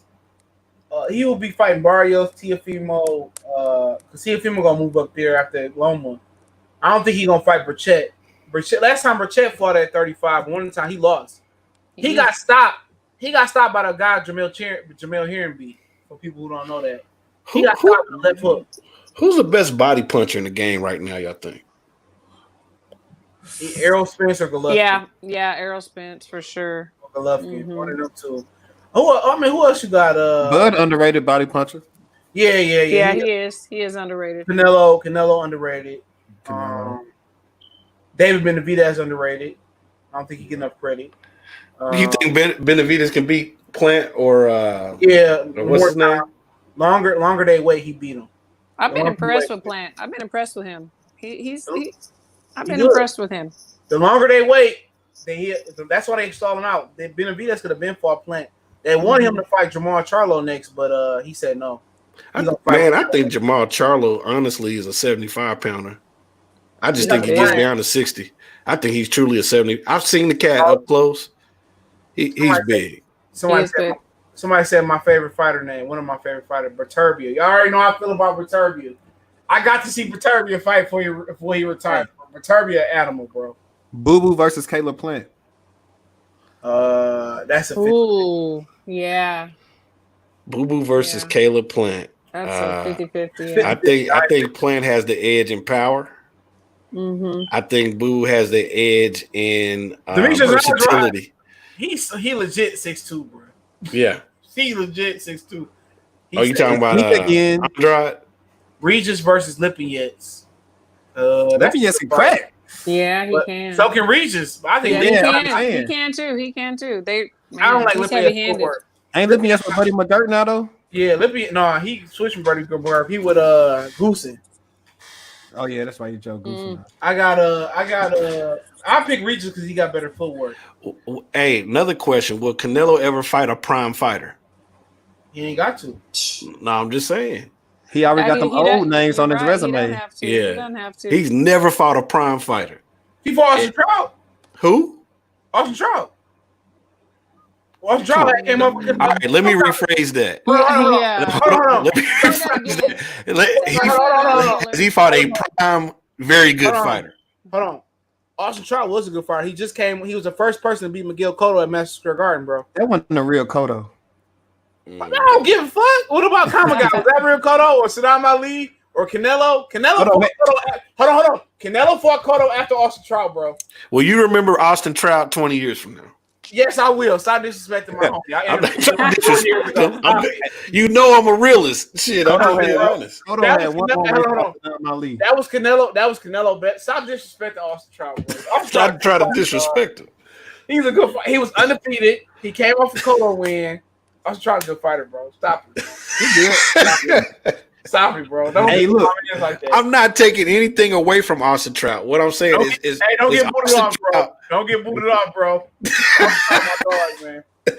I ain't got nothing bad to say about Austin, bro. I love Austin. Hey, speaking of that, you think that hold on. Yeah. And Canelo had to rob him, bro, with open scoring, bro. So don't do. Remember that, Banco? They did open scoring for Canelo and Cotto Trout. CW, you think Lara was beat by Canelo? I don't remember, but I agree with you. Yeah, I mean, but yeah, he did. They did open scoring. The WC did open scoring. Right. And Canelo was facing a assault charge. He beat up flyweight for fucking his wife. Real shit. This is a real story. And when he beat Trout, and people say that was controversial because of the open scoring, the Mexican president at the time gave him a pass for beating up that flyweight or that paperweight. That's a true story, bro. I mean, that dude got what was coming to him.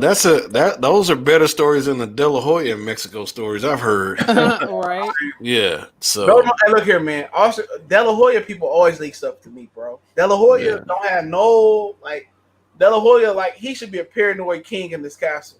None of them like De La Hoya, bro. They're not no loyalty. But one thing about De La Hoya fought the best though. He might have robbed you. Robbed Felix Sturm. Yeah, he definitely robbed Felix Sturm. Cause Sturm beat him. Felix Sturm never came back to America. Never came back to the States. He never came back after that robbery, bro. Yeah. I swear to God. I mean, but they play Oscar in his Trinidad fight though. Look here, that was his fault. But I still think Oscar won that fight though. Oscar won that fight.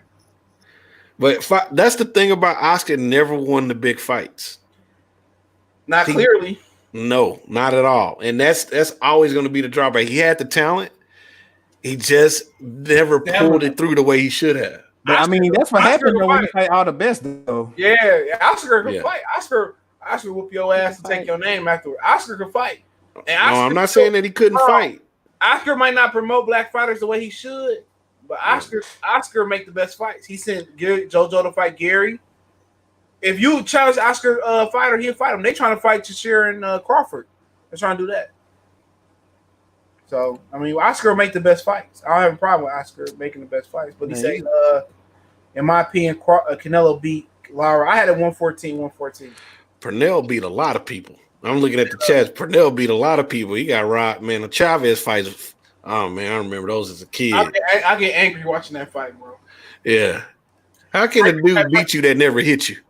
Frankie Randall beat Chavez too. He got robbed one at a time. I was watching that live. That was pay-per-view. Don Kings. That was a Don King special. That was 1991 or 2. And fun fact, Floyd Mayweather stayed with Frankie Randall. He said that he will hold back sparring Frankie Randall so he won't get kicked out of his house. Wow. Ain't that crazy though? Yeah. And Frankie Randall was the first man to beat Chavez. Mm-hmm.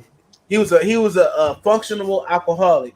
He said, "You think Oscar's overrated? Look at everyone he's fought, beat, age, weight, and if he won or not. Dude forever wanted the upper hand when has he beat someone he wasn't supposed to beat? I mean, you go through a lot of fighters that ain't beat somebody that ain't beat nobody they weren't supposed to beat. You know, especially but Oscar fought everybody: Pernell, Corte, Trinidad, Bernard, He fought everybody. Shane Mosley. Would you argue that he has a better fighter resume than Floyd? Yes. Fighter for fighter? Yes. I mean, wins. If you ain't talking about wins and losses, No, not talking about wins and losses, just fighter for fighter. He do. Yeah. I mean, I ain't no fucking crap. Manny Pacquiao got a better resume than Floyd fighter for fighter early on because Morales and Barrera was willing to fight him and not willing to fight Floyd over money. They thought Pacquiao was sweet. Pacquiao came in there. Now Morales beat him the first fight. And then he drained Morales the second fight. But Morales, I'm gonna tell you this, man. The one fight I always tell people to watch: Morales versus Madonna. People thought Morales was old when he fought Danny Garcia. He gave Morales the business with one eye, bro. He gave Morales. Go back and watch that fight. Morales versus Madonna, bro. Morales gave Madonna the business with one eye, bro. I promise you. Morales was the truth. Man, hey, why Dunn Kingdom made Trinidad fight Bernard premature, man? And they talking about Trinidad versus Oscar 2 might be coming. Yeah, he told me that.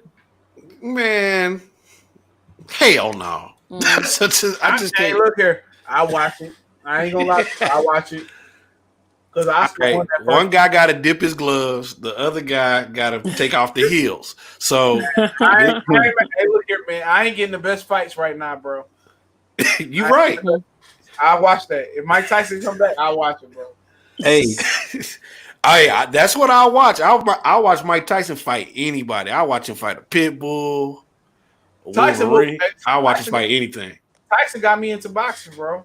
No bullshit. Roy got me into boxing. Hey man, Roy, my guy. What about Tyson versus Fury? Right now or all 3 rounds? 3-round fight. I should go with the younger fighter, bro. Right. What I'm saying, you would watch the fight, would you not? Yeah, we would. I watch it. Right. They said they offered him peanuts for that fight. Fury said. Listen, Mike, I give Mike 3 rounds. Mike still got the body torque. He man, 53 or not, he just needs to get in your body. I don't think these cats can handle it. But I mean, Fury's so tall though, he gonna definitely try to fight with that jab. I agree. Yeah, he's gonna be touching his thigh. But when is Tyson Fury's fought a guy that can move underneath the jab like Mike Tyson? 53 years old, bro. At 53 years old, 5'10", 5'11".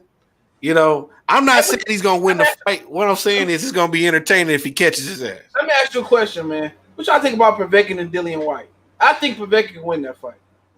Battle of the Pegs. You said what? Battle of the Pets, he said. I mean, shit, it is what it is, bro. I think Povetkin, the way he looked versus Michael Hunter, bro. Michael Hunter thought shit was gonna be sweet. Povetkin said, How about both those fighters in a ped eating contest? Hey, that's okay. So why Big Baby Miller can't fight one of them then? Like, matter of fact, hey, a separate boxing league. If you use PEDs, you fight in the PED league. Have him fight Dillian White and Povetkin and who else then popped out recently? Ortiz. Look, had them the PED league. Yeah. I eat all steroids. Come here, I tell. But no lie though, I did try to research that substance that he keep on getting popped for, and I'm trying to figure out like what is he who his strength and conditioning coach or whoever that is, what are they giving him? Like how does he keep on popping in? Hey, real boxing. Listen, it's a fantasy fight, bro. It's not serious. The thing is, if it did happen, there would be moments of suspense. Mike Tyson, old or not, is still Mike Tyson. That fight generates more money than anything we seeing right now. Would y'all disagree with that? You're right. Shoot, I also was watching it's this chiropractor dude, and he go with just all these famous people. I don't know if y'all seen it. I might send you the link though. He actually did better than most of these interviewers adjusting Roy Jones' body and asking him different questions and stuff like that. And he actually asked him about that Mike Tyson fight. And he was like, he didn't get offered the 40 mil. He was like, Tyson was the only person he was willing to stay at heavyweight for to possibly fight. But he said if not, he wasn't doing it. Yeah. That'd be interesting fight now, though. I'm actually getting more and more to these senior citizen fights, though. I'm really kind of intrigued at this point. Why didn't make a senior citizen league? Like, like the big three for basketball. Why don't they have that? Like senior golf. Yeah. I mean, listen, you know, you got your arthritis pills, and you can let them take peds because they're not. Then you need them to be at their best. So why not have them take the peds? Give us the best fight possible. Shit, I ain't tripping. Shannon Briggs versus Mike Tyson right now. That's probably a good little expedition fight. Let's go, champ. Let's go, champ. Finals. Yeah, Shannon Briggs get the shit beat out himself. Man, he funny though, dog. Head ass nigga, bro. Like, I got some questions. Dylan White with KO Povetkin. He beats Joshua opponents better. I got Povetkin, bro. I'm putting that bread on Povetkin. Sean say Mike Tyson come back versus anybody that's doing million pay-per-views. You're right. You're right. Might do too. Ain't nothing else to watch on TV. Look at man, I ain't fighting Mike Tyson, bro. I to this day I'm not fighting him, bro. Damn. Hey, I'm taking a dive like Canelo versus Kovalev. I fight Mike. I ain't fighting that nigga. You got it, bro. You ain't gonna be able to spend that purse money, nigga. You gonna be asleep. Woo. Hey, I'm gonna be like Martin when he fought Tommy Hearns. I top the sugar. They call you the get hit man. I'm just saying, dog. Mike Tyson has some tools that people hadn't seen in a long fucking time, and I don't think a lot of fighters would be prepared for it. Not to say that he's gonna win the fight. He's gonna scare the shit out of some people initially. Y'all disagree with that? No, I agree. Because side note, when we circle back when y'all talking about Sean Porter being training with Mike Tyson, your boy was in there working with him. The dude who be trying to emulate Mike Tyson and ain't fought nobody good. James Khabib. Hey, guess who we promoted by though? Golden Boy. Yep, that's why. James Khabib Wilson. But I still honestly I don't think he that good though. I think he's too slow. At least give him a shot. Shit. He always training with his sons. His son's gonna be some. All right, look, let him fight any heavyweight that Virgil Hunter trained. That should be almost a win. Is there any heavyweight that he do train? Yeah, because Virgil Hunter overrated trainer to me. Come on, Trey. Come on, Trey. Just. Freddie Roach is the overrated trainer to me. Nah, listen. Okay. Name a fighter that Virgil Hunter made a champion after they wasn't a champion already. I can't. They just be going to him off of Andre Ward name. He ain't made. And matter of fact, he made people worse. Andre Ward got another dude that trained him behind Virgil Hunter though. I can't remember the OG name. And Andre Ward is student of the game though, so that's different. Everybody ain't gonna be like Ward. Hey, CJ, Christine said her phone died. She says thanks. It was fun. Oh, yeah, for sure. Yeah. But yeah, man. These fantasy fights, man. Like I said, with COVID going on, Mike Tyson running around training, Evander Holyfield looking like a broke down locomotive hitting the bag. I mean, shit. That shit is fun to me. You think we're gonna get Lennox Lewis back in there? Shit, now Lennox is comfortable. Hey, look, he's supposed to fight Vladimir Klitschko at the WBC convention and it fell out. Yeah, Lennox Lewis did right with his money, so no. But see, Tyson getting that bread now. I don't think it's for the money. I mean, of course, everybody fight for the money. I think they need to look. Al Heyman, if y'all listening, make the Senior Citizen Boxing League.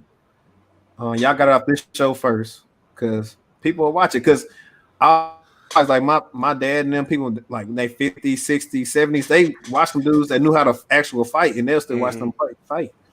Yeah. They don't like these new cats on it. You can tell these dudes they know how to fight, but they ain't really invested in it like they should because they get too much money too fast. I think boxing overall needs a contraction. It needs a contraction on the money. It needs a contraction on promoters. Sometimes sports grow too big or they get too sprawled out. And they got to get reeled in and pulled in and tightened up. So I think COVID has shown that the fight game is very flawed. Mixed martial arts has kind of one-upped them being able to put on fights, put on great-ass cards. And we still in this sport stagnating. And so I think this is a grand opportunity to lower them purses. And if the motherfuckers don't fight, they lose their career. I mean, do y'all disagree with that? No, I agree. I mean, I think what's going to happen is somebody else going to come in and take over either PBC or they're going to do the same switch route like they did when the other ones with Golden Boy and then came and left and got with Heyman and them.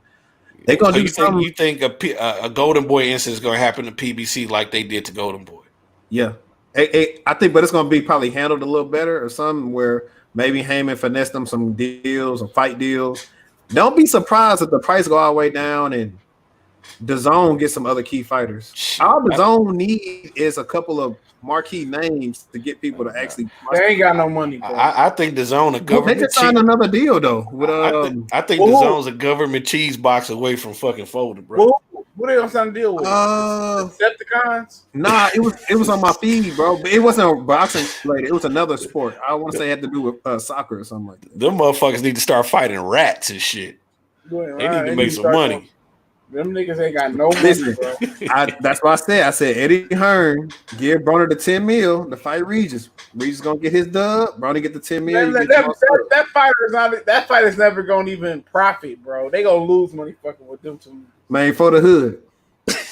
Like I said, them motherfuckers start cockfighting and dog fighting. I wouldn't be surprised. Them motherfuckers need bread. You know, the guy that owns DAZN, his net worth was what is it, 20 billion? That doesn't mean that's 20 billion cash. That's assets. Definitely, yeah, that's what he worth. You know, so I guarantee you ain't worth that now. He probably liquidated that shit. He broke. Man, hey, they always can go back to Bounce TV. Man, they can't go back to Bounce. They on the Impact. They on the Christian Network. I knew you was gonna say that shit. Dog. Dan Raphael Copeland and shit. Kenneth Copeland's calling a match. The Lord says that Deontay Wilder's gonna knock out whatever the fuck. Motherfuckers on the Christian Network, bro. Motherfucker praying before they get in the ring. Like, shit. Speaking of that, me going at Dan Raphael just reminded me that Leonard Ellaby liked the tweet that I was talking about him. When I said everybody got to realize the Floyd blueprint don't work for everybody. He liked that tweet, but I was talking about him because he been trying to do the Floyd blueprint with Tank, and it ain't working. Yeah, man. When CJ told me about Dan Rayfield going to he had to explain to me what the Impact Network was. I had to look it up on my goddamn guide, bro, on my TV. I'm like, I couldn't believe this shit. How you gonna have Bibles and boxing? I mean, sound like a good card. Austin Trout is managed by Freeway Ricky Ross now. Yeah. I don't even know what channel the Impact Network is on. Me neither, bro. Only reason I know, hey, look, that bitch is somewhere in the obscure channels. Goddamn. Hey, only reason I know it exists because Brandon T. Jackson, you know him, the actor. Yeah. His daddy owned the Impact Network. He the pastor that led Donald Trump in his church. Wow. He did it for the money. It's all for the money. I mean, how can it just seems like a conflict? Goddamn, it just does, man. When it's green involved, people don't care no more. I mean, and you know, all those ties are going to them fighters. They collected them ties, man, and funneling that shit right to them. Dan Rayfield for one. That tells me how far Dan Rayfield's fallen or probably never get up. I mean, when you look at him, is that hard to imagine? Yeah, I remember we were sitting on the same row, man, at a press conference, man, and I just like, dude, this dude's like one of the laziest fucking journalists I ever seen in my life. Man, he remind you of Fat Bastard from Austin Powers. Wow. All right, give me some more. I swear to God, in my belly. I was at the hotel for the Spence Garcia. We trying to get credentials, and I swear to God, I'm waiting in the hotel because I didn't have any credentials sent to me. So I had to talk to I had to talk to Kelly Swanson second, and to get the credential.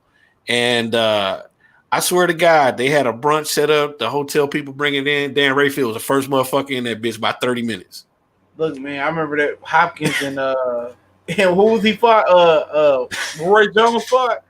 His fat ass was like, I'm the only one at the bar at the salad bar. I'm like, oh, man, that's a bullshit.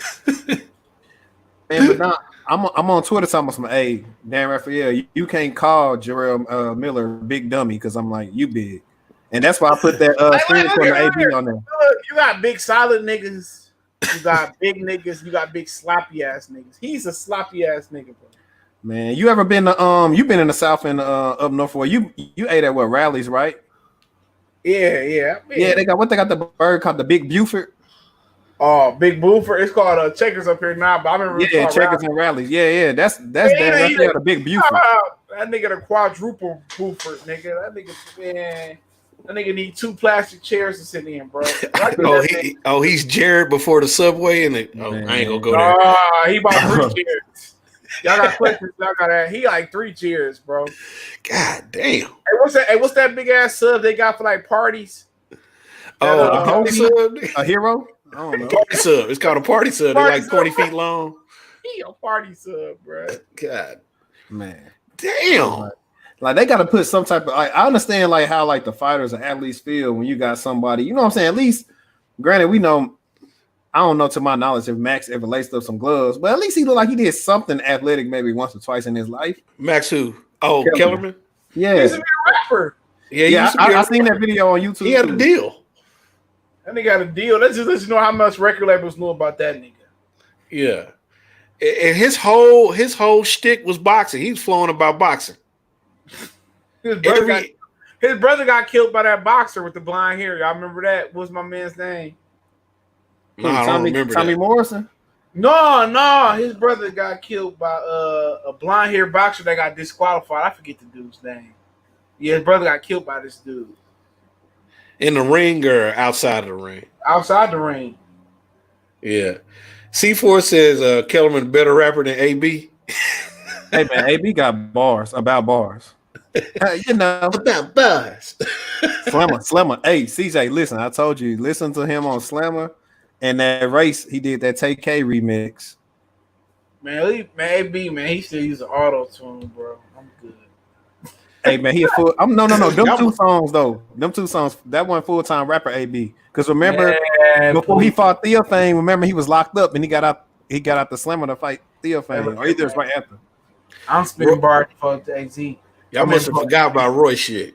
Oh yeah, I must have forgot. I smoke, I drink, I'm supposed to stop, but that was my shit. Hey, what Roy say? Roy don't smoke. Roy gets head or something like that. Roy don't smoke. I get head. First of all, what motherfuckers need to understand is that I ain't gonna. Hey, he got a song I like though called Mr. Unstoppable. He on there really flowing though, like low key. The only rapper that did what he said he did. He said Joshua Buwati. He said Tony Yoka. Yoka, he been popped like 5 times, haven't he? Got French heavyweight. Damn. I mean, when do motherfuckers start banning motherfuckers? Hey, he got suspended off of French TV, bro. He got suspended off TV for popping hot. On live TV, got suspended. What he popped? No, I don't know. He got pop hot for they banned him from live French TV. He couldn't get sanctioned nowhere in France. Wow. And guess who signed him? Eddie Hearn. Nope. PBC? Nope. Golden Boy. Nope. It's only one obvious choice. Don King. Kelly Duvin. Big Baby Miller signed Not him. Kelly Duvin. Perfect. Big what? Big Baby Miller signed to the same promotional company. Wow. Makes sense. Top rank, niggas. Oh, he said that. Yeah. He said Bob Arum. Oh, my bad. I was drinking. Yeah, I messed up a name so that you know I drank a little slight much, but it wasn't the juice. But no, I also was on I don't know if I was talking about Coppinger because I don't like to take what people say. He the shy, right? He's a what? He they gonna know what I said. He from the shy. You feel? Oh, okay. Oh, Coppinger go. He like to catch a pitch. You feel what I'm saying? Mm-hmm. Wow. He a fun boy. Wow. The Coppinger ain't heterosexual. Wow. So jail is vacation. Yeah, it's open season. Shoot, what's that place they tell you don't go to because the boys and the women and men look similar? What that is, Thailand? That's several places. Rio during the goddamn Mardi Gras. Hey, Atlanta. Yeah. But no, they was talking about like the real deal, like they body types like similar, like not no added stuff or nothing. Yeah, Like, you know what I'm Thailand. saying? Yeah, Thailand is number one. Philippines too. Before Duarte got in office, started killing every fucking thing that wasn't heterosexual or doing drugs. Ain't that where your boy at, CJ Dante? Who's that? He like them young Chinese Asian girls. Mhm. Sweet power chicken, sweet power. Go ahead and hit that General Chow impression. Oh man, hey yeah, I got Beverly Rose in the house. You know, Beverly Rose kicking me some chicken. You niggas don't know how that is. Y'all baby mamas can't kick that chicken like Bev. You know what I'm saying, man? I'm 41, she 22. She young enough like he sweat. 78 a pedophile, man. Y'all supporting that pedophile, man. Stop it. Man, Come on, boys, man. giving She every young. every Hey, what he day. say? What he say? She young and she ready. Pedophile. Motherfucker got the ring my grandma wore. She was like 80 when she died. Hey, what heterosexual grown man wearing rings still? Nigga, you think he's Sonic? Tails? What's the other motherfucker name? Knuckles? That motherfucker Knuckles. wearing ring. His finger so damn fat and swole. That's like if you put your grandma ring around an Oscar Mayer wiener ass finger. I gotta 78, listen. hey, hold on. 78 look like he need a detox. Face just swole as hell, nigga. Look swole, like his fat ass foot tried to fit it in a damn bowling shoe. Fuck up out of here. You know them bowling shoes be narrow and shit. Yep. Face look like it's on that little 7-Eleven grill where they roll the hot dogs and little taco rolls on. Fat ass face. Look like somebody stumped on the bananas and pajamas and put it on top of his face. Hey, what you know about that bananas and pajamas? Hey, he look like Franklin Shell. What you talking about?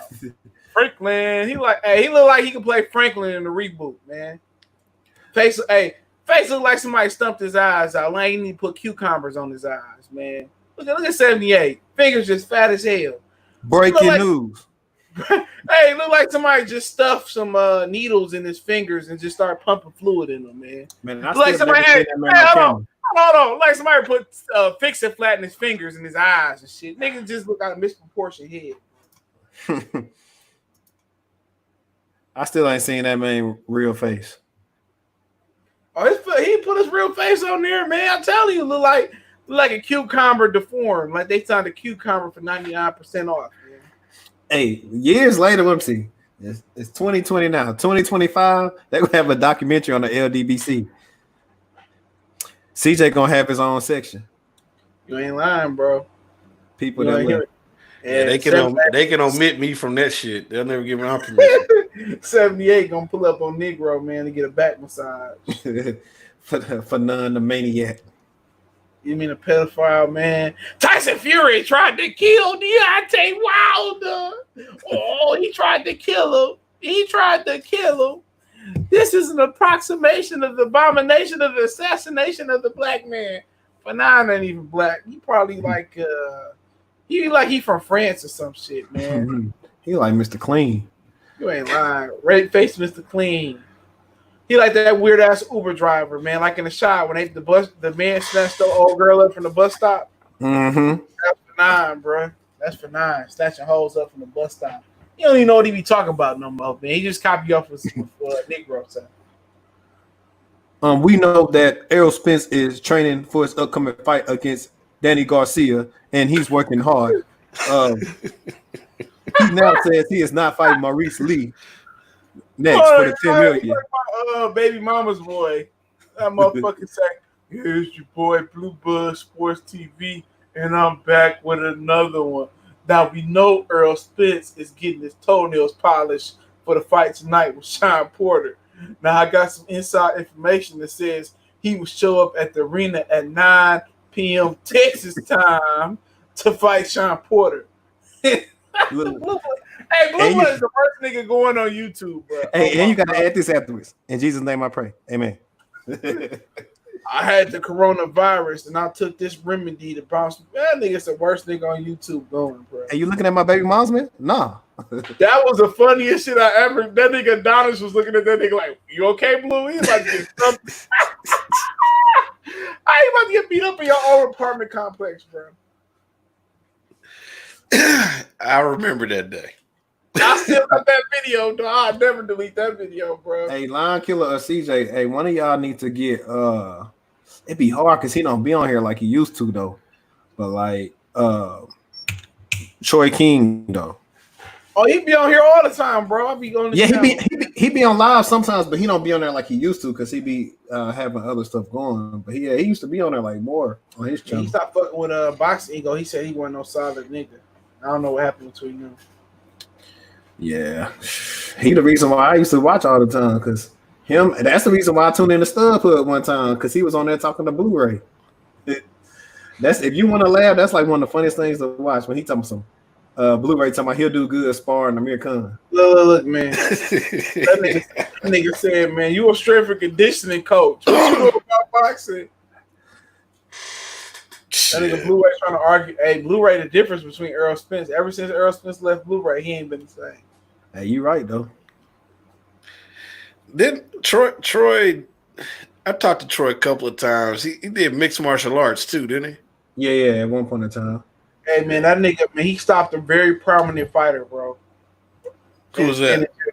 I can't tell you who it was. I just know you. I just let you know Bud beat him. That's all I know. saying. I think I remember. I know he got put out the gym for going hard with Amir Khan and Berto and them, huh? I just say the dude that he stopped fought Bud not too long ago. And Dongo? Nah, Mean Machine. Ah. Probably be Diaz then. Mm-mm. Hank Lundy. Not too long ago. But only the fought Benavidez, Mean Machine, Jeff Horn, Amir Khan. That's what I said. I brought that up.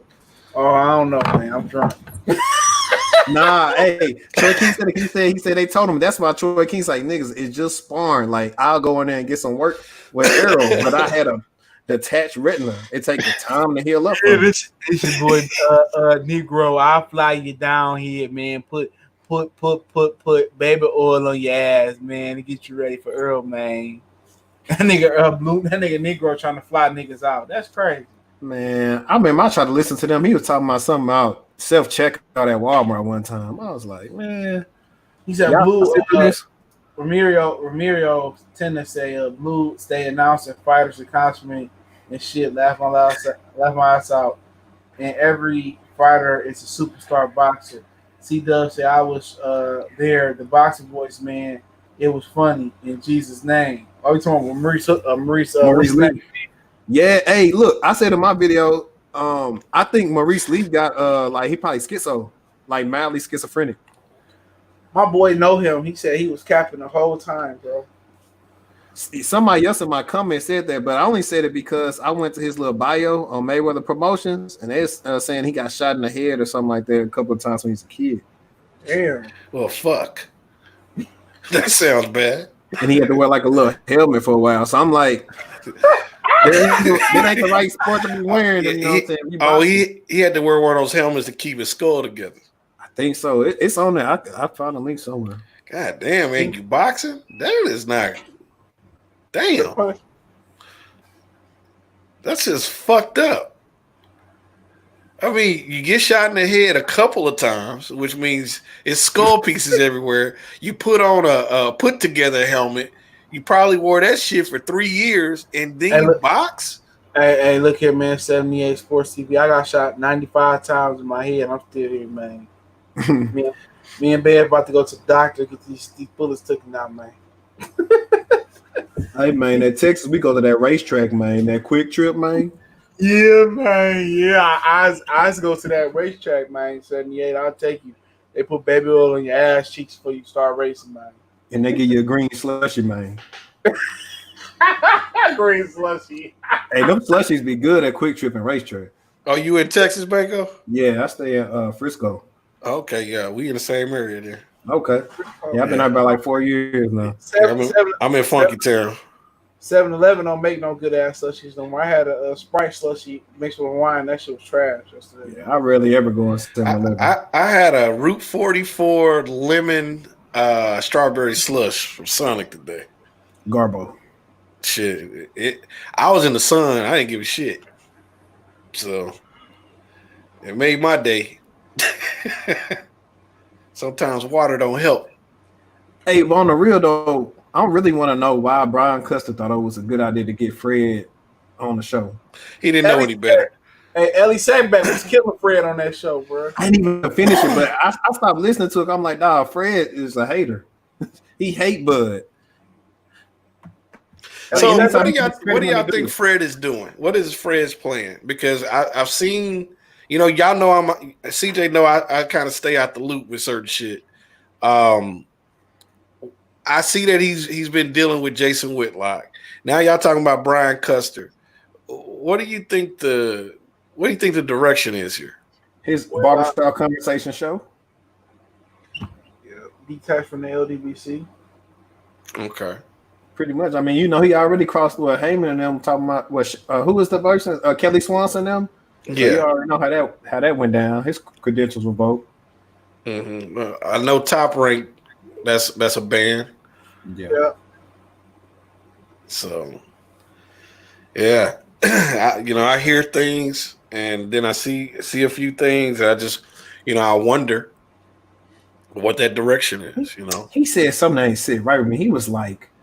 He said something like Errol Spence is a man's man, and Terrence Crawford is something. It was something stupid. That on the Custer shit. Yeah, he did say something. I'm like, how is Terrence Crawford not?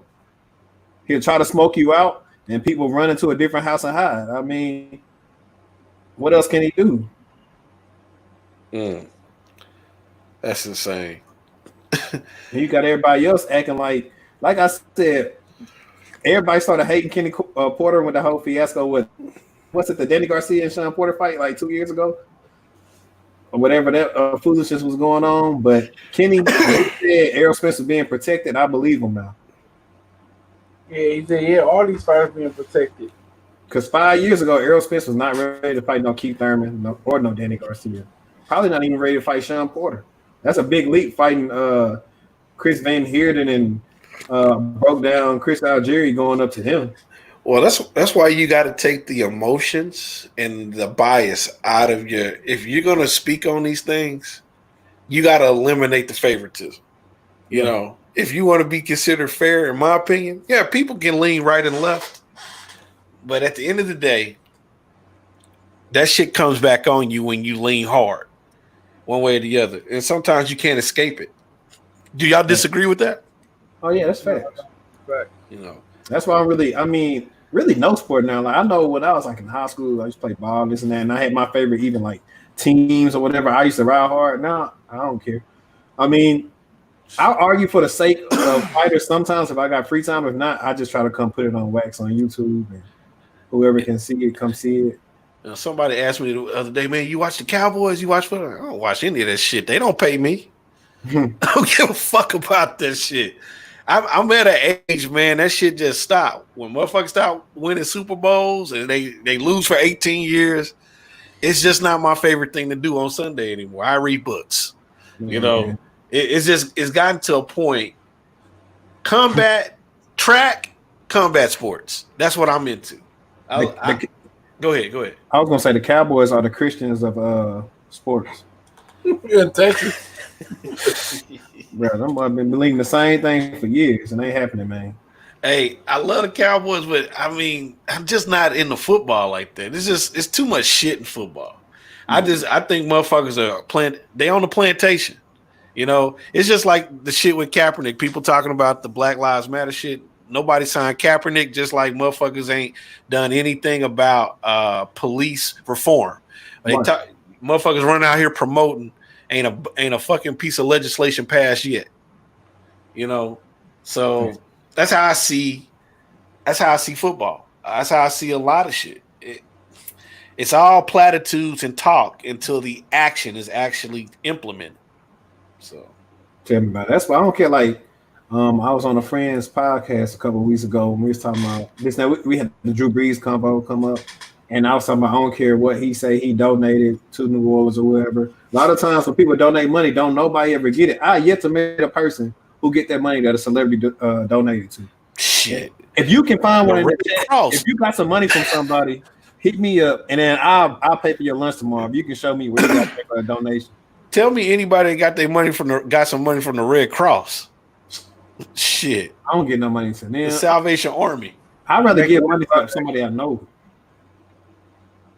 You know, I'm being honest. Charities. I was reading some stats a few years ago. Most money that's donated to charities, 5% of that shit gets to the people it's supposed to get to. The rest of that shit is what do you call it? A nonprofit organization freedom. Right. You know, motherfuckers. There's a reason why Negroes are late to setting up nonprofits. Because they late to getting the money and just now learn about shit motherfuckers been doing for 100 years. It's unfortunate, but that's why you want a nonprofit, so you can hide the bread. So shit. All right, man. I'm about to go eat something, man. Yeah, I'm hungry as Appreciate y'all fuck, too. coming in, man. Appreciate everybody checking in. We gotta do this more often. I don't know. I'm about to end it. Appreciate y'all. Share the video. Yeah, check out Banco Boxing. Check out Lion Killer LC. Shout out to Christine for jumping on with us as well. Appreciate the love, support. We gone. Peace. Y'all be easy.